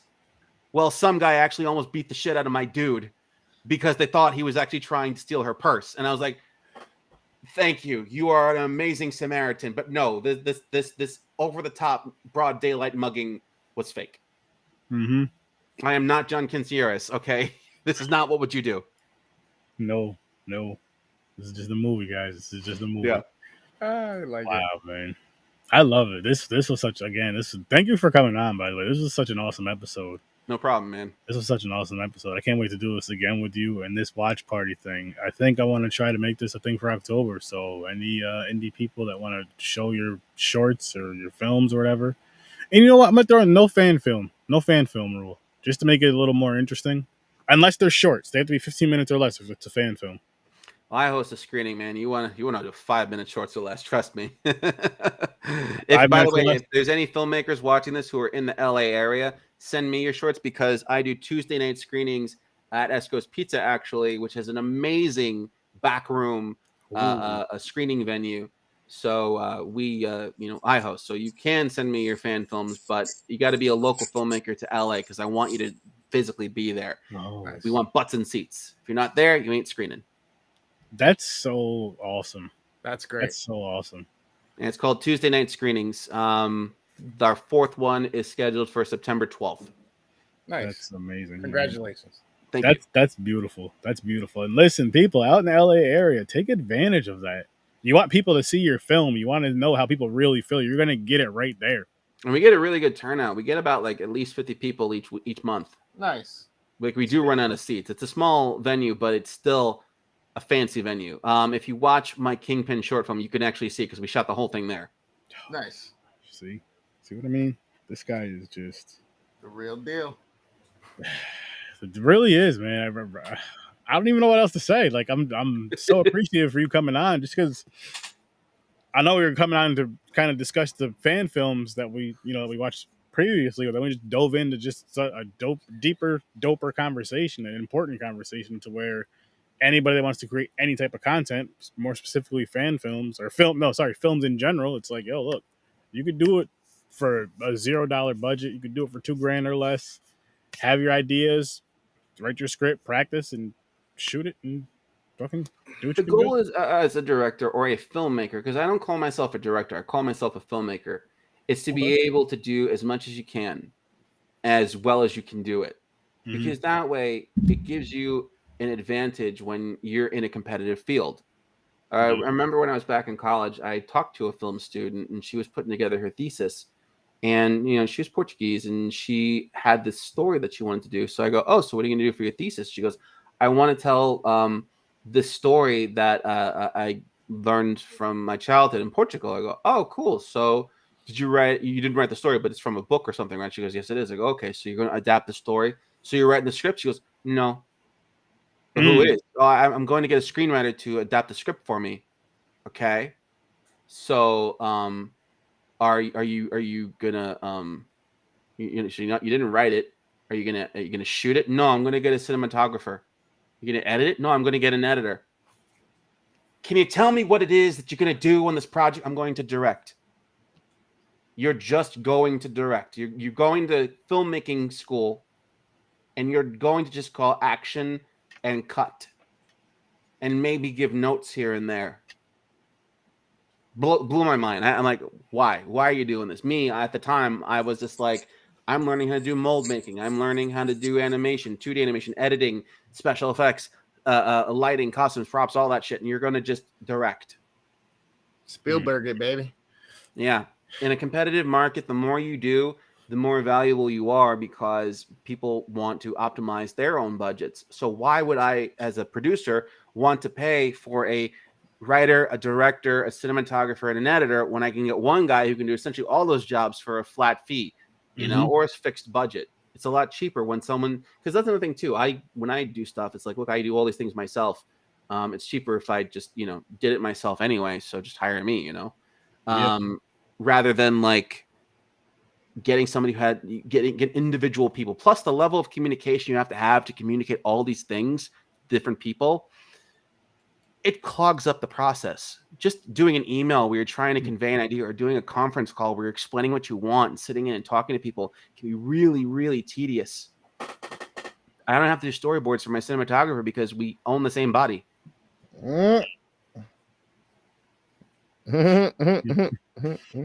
Wow, man. This was just freaking. Pull this one up here. Kyle. So much great information here. This is a fantastic interview. Thank you. I'm glad you appreciated it. Hell yeah, this was again important, and it's just getting doper because since I started focusing more towards the indie scene, which I'm trying my best to stick with the indie scene as much as I can as, you know, creating the content I create. I'm just loving that you guys are coming on so willingly and showing your content and letting us discuss it and all that stuff, because like, why not? And I'm trying to do it as long as this strike goes, but at the same time, I do want to keep my show going. So just throwing it out there. But I do want to keep doing this because I love this shit so much. This is so freaking fun having you guys on here. And not only just like, you guys don't just come on here just to like talk about yourself or promote yourself. You're talking about how you can get in your foot in the door, and it's basically just try, pick it up and do it. That's the one message I get from everybody is do it. But the one thing I love that you said is like, you know what? Challenge yourself. Do it. Try to make stuff. Try to make films for $2,000 or less. Just try to make films for $2,000 or less, and just make that your goal to where you and you can be a beast at it, because then you're gonna be okay. I know how 15 minutes. Okay, I can develop this story. Boom, boom, boom. Here's how you can get the, you know, the important parts that pull you in, that keep you, and that make you go oh shit or whatever. And I'll put all those in there within each other, mix it around in a crazy way. I don't know how the hell you do it, but I love it. That's it. For me, it's like I view it like working out. You know, this is my version of pumping iron because I'm a bodybuilder in filmmaking. Every short film I do is me working out again. And I went all of 2022 without making something, and I felt terribly out of shape. So I made Amalgam in 2023, and then I did Kingpin, and now I'm trying to do Robot Princess. And it's like, you got to keep your skills up. You can't just say like, it took me 5 years to make a short film, and now I'm going to make a feature. First off, fuck you, no. Okay? Because your first thing is always going to be, you know, mediocre at best. You have to really work at it and get that skill level up to do a feature. Second off, if you do a feature, you know, that's fantastic. It doesn't mean, unless you've got another feature lined up immediately after, you make another short film. When you're not making a big project, make a short film, because A, it'll keep your name in everyone's mouth. 2, or B, it's going to keep your skills fresh and tight and just flexed. you know, rather than, oh, it's been ages since I got behind the camera. You don't want to ever have to have that conversation where it's like, when was the last time you made something? Before the pandemic. Why would I want to hire you, man? You haven't made anything since before the pandemic. You have any idea how many years it's been since the pandemic? Like, make something now. Yeah. Yeah, I just love that attitude. It's like, why'd you stop? Oh, and in terms of getting your foot in the door, to be a filmmaker is to be insane, because it's the definition of doing the exact same thing and expecting a different outcome each time. You're making the movie and you're expecting to make it with that movie each time. And every time they say, no, this is the one, you make another one, you make another one, you make another one. You bang your head against that wall until that wall smashes or you die.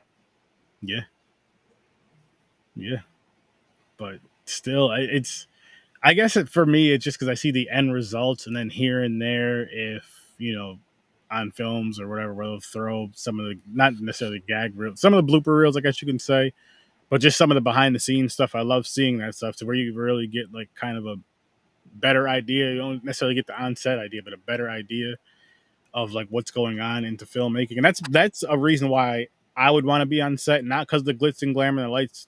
Fuck all that. I want to know how shit works. Like, I want to know how the light works. I want to know where you have to have the light, where the light needs to be positioned, and all that. I want to know where the I'll give you an easy thing for lighting. It's very simple to do lighting. Case in point, I have one light coming here right on my face. Okay. Now look at how the shadow is. I'm getting my hat creating this. If I didn't have this side of my face would be blown out like my hand right now. But the hat is creating a little bit of shade, so my face looks a little bit normal. But yeah, if you look like this, my hand is now, this is a hot spot. That's bad. Most lighting setups are very simple. You want to have a light either back here or back here on your actor to highlight this area, just like a little line on either side. So let me see if I can get it to work or not. Nope. Hang on. I'm going to try and do a live demonstration.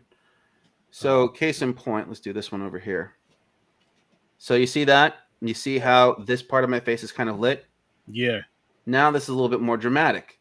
Yeah. So now if I were to do a scene and everything, now you don't lose this information here, but I still have this hard shadow on my face right here and everything like that.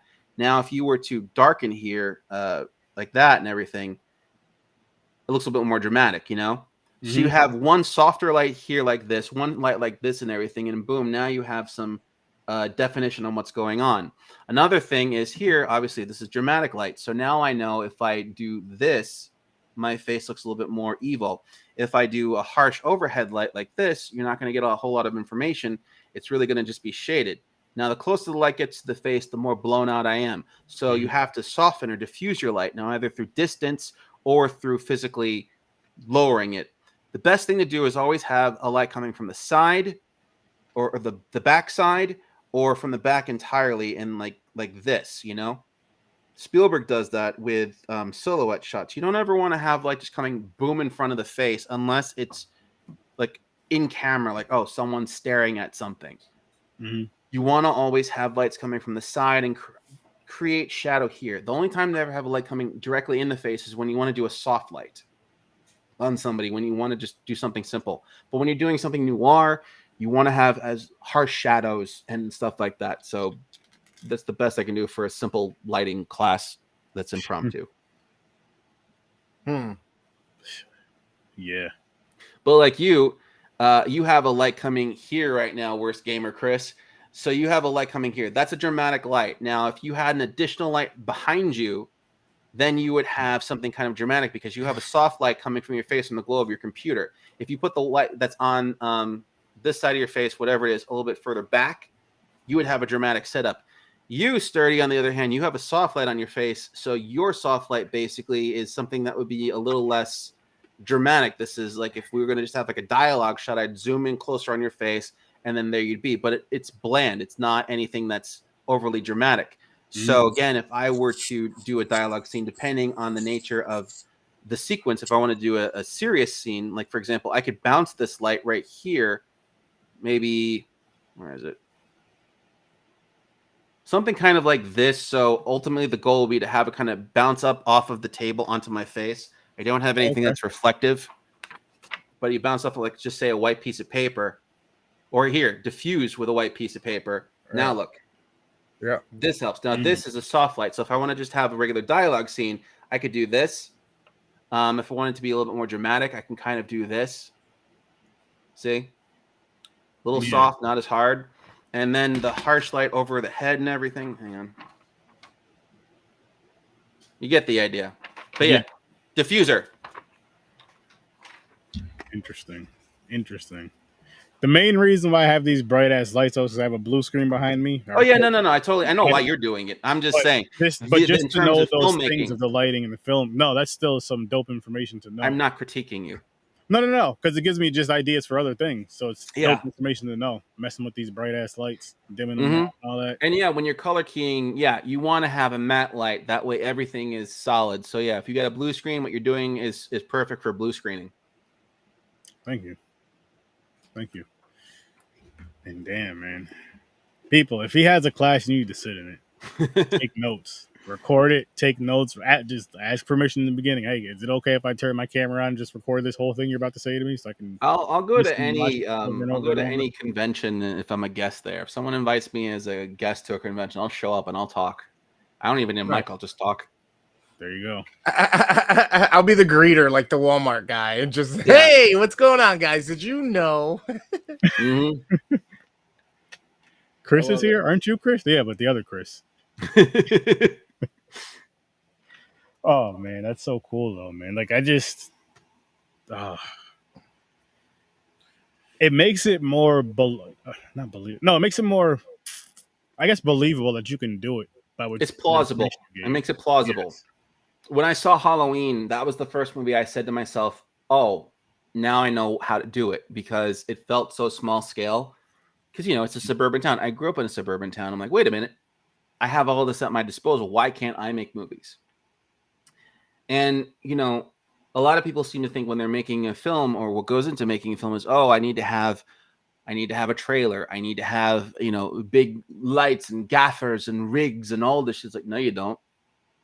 You could use a cell phone light if you really need to. You can use anything. I have I don't think it's here right now, but I have these lights that go in your closet. They're like bars, and you just, here it is. This is what I used all of 2019 to light my stuff. So, right, come on. There we go. Oh my gosh. It's funny you say that because when I first started doing video, the lights that are about this long you get from Walmart? Yeah. The fluorescent ones you just turn on, and that was my lighting. I had That's what this is. Stuff.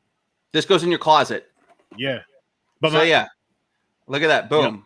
Dramatic lighting right on the face, And I have two of these, and I would use these for all of my scenes out on the streets.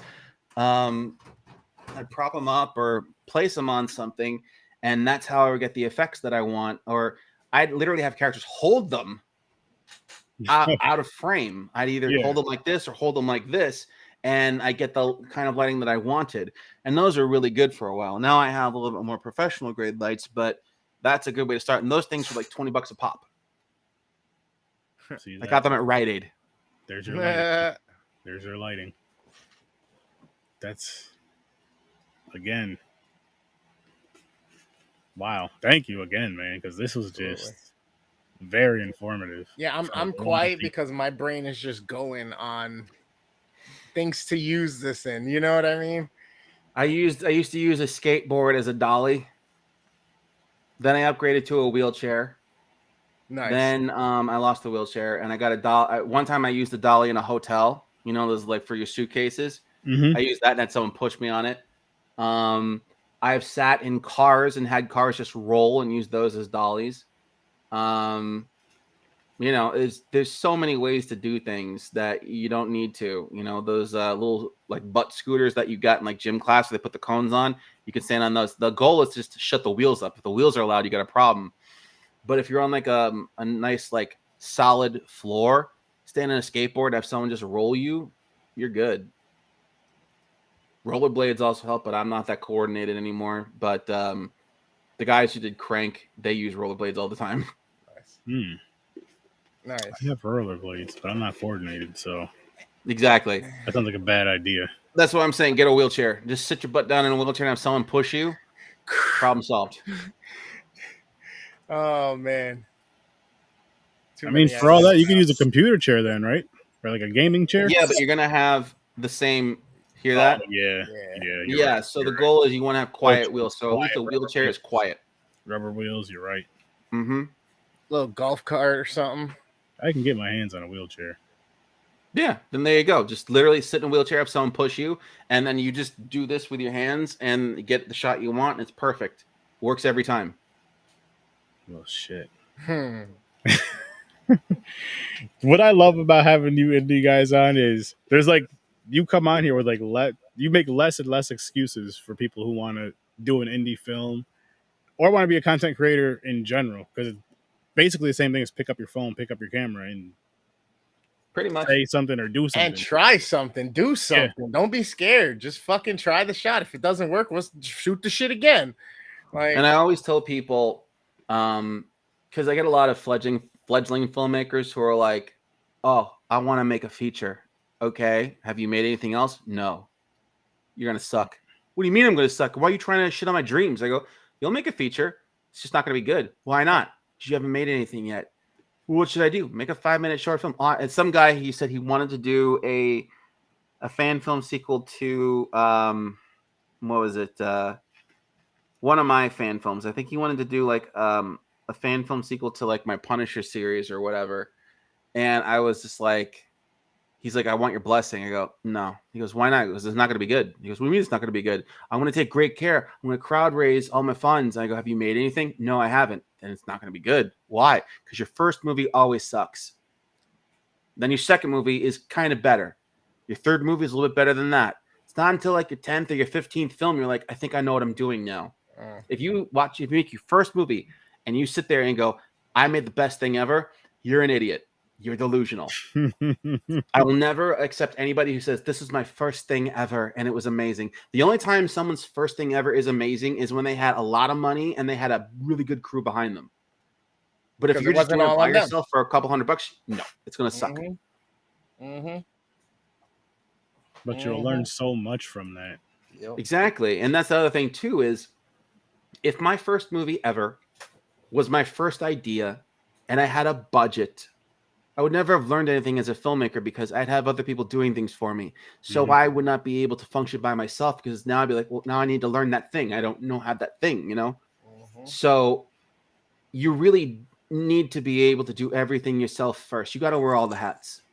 And then once you've worn all the hats and you're comfortable with all those hats, then you can start giving them to other people because now you could speak their language. I know how to communicate to a cinematographer. I may not know the name of every lens.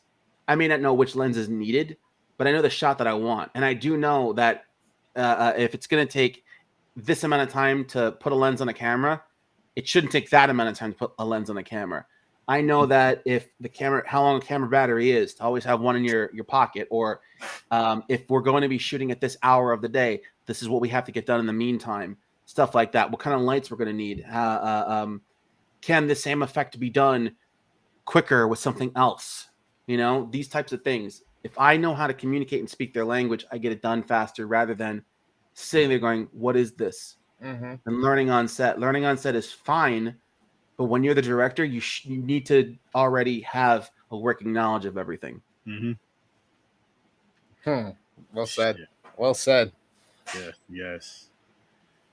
Listen, people, I think we're going to wrap this one up right here, but there's definitely going to be a part 2 and probably a part 3 and a few parts after that.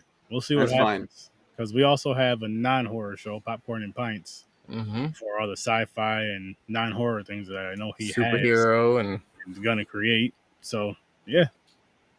Just proving you guys are showing a lot of love to indie when we can. So, send us your content. We'll watch it, review it, and have you on for an interview and all that other fun stuff.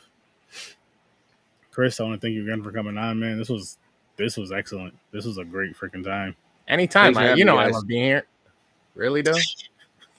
Really? Thanks for having me on, guys. It was a blast. No problem. I'm always down to come back. I'm always down to bullshit and stroke my ego a little bit more. Hey, I'm down to listen, man. I'm down to listen because you throw a lot of knowledge in there, which is awesome. And I hope people that are out there wanting to do this kind of stuff, if you're watching this episode, I hope you paid attention because there was a lot of shit in there. And if you missed it, just watch the replay. Just watch the replay. Get them numbers up, get them views up. Go follow him everywhere. Go follow us everywhere. And click the links. Donate to my campaigns. Watch my shit and buy my crap. Gotta give. You gotta give. Gotta give. Gonna end it on that. I've seen your nightmares. Peace.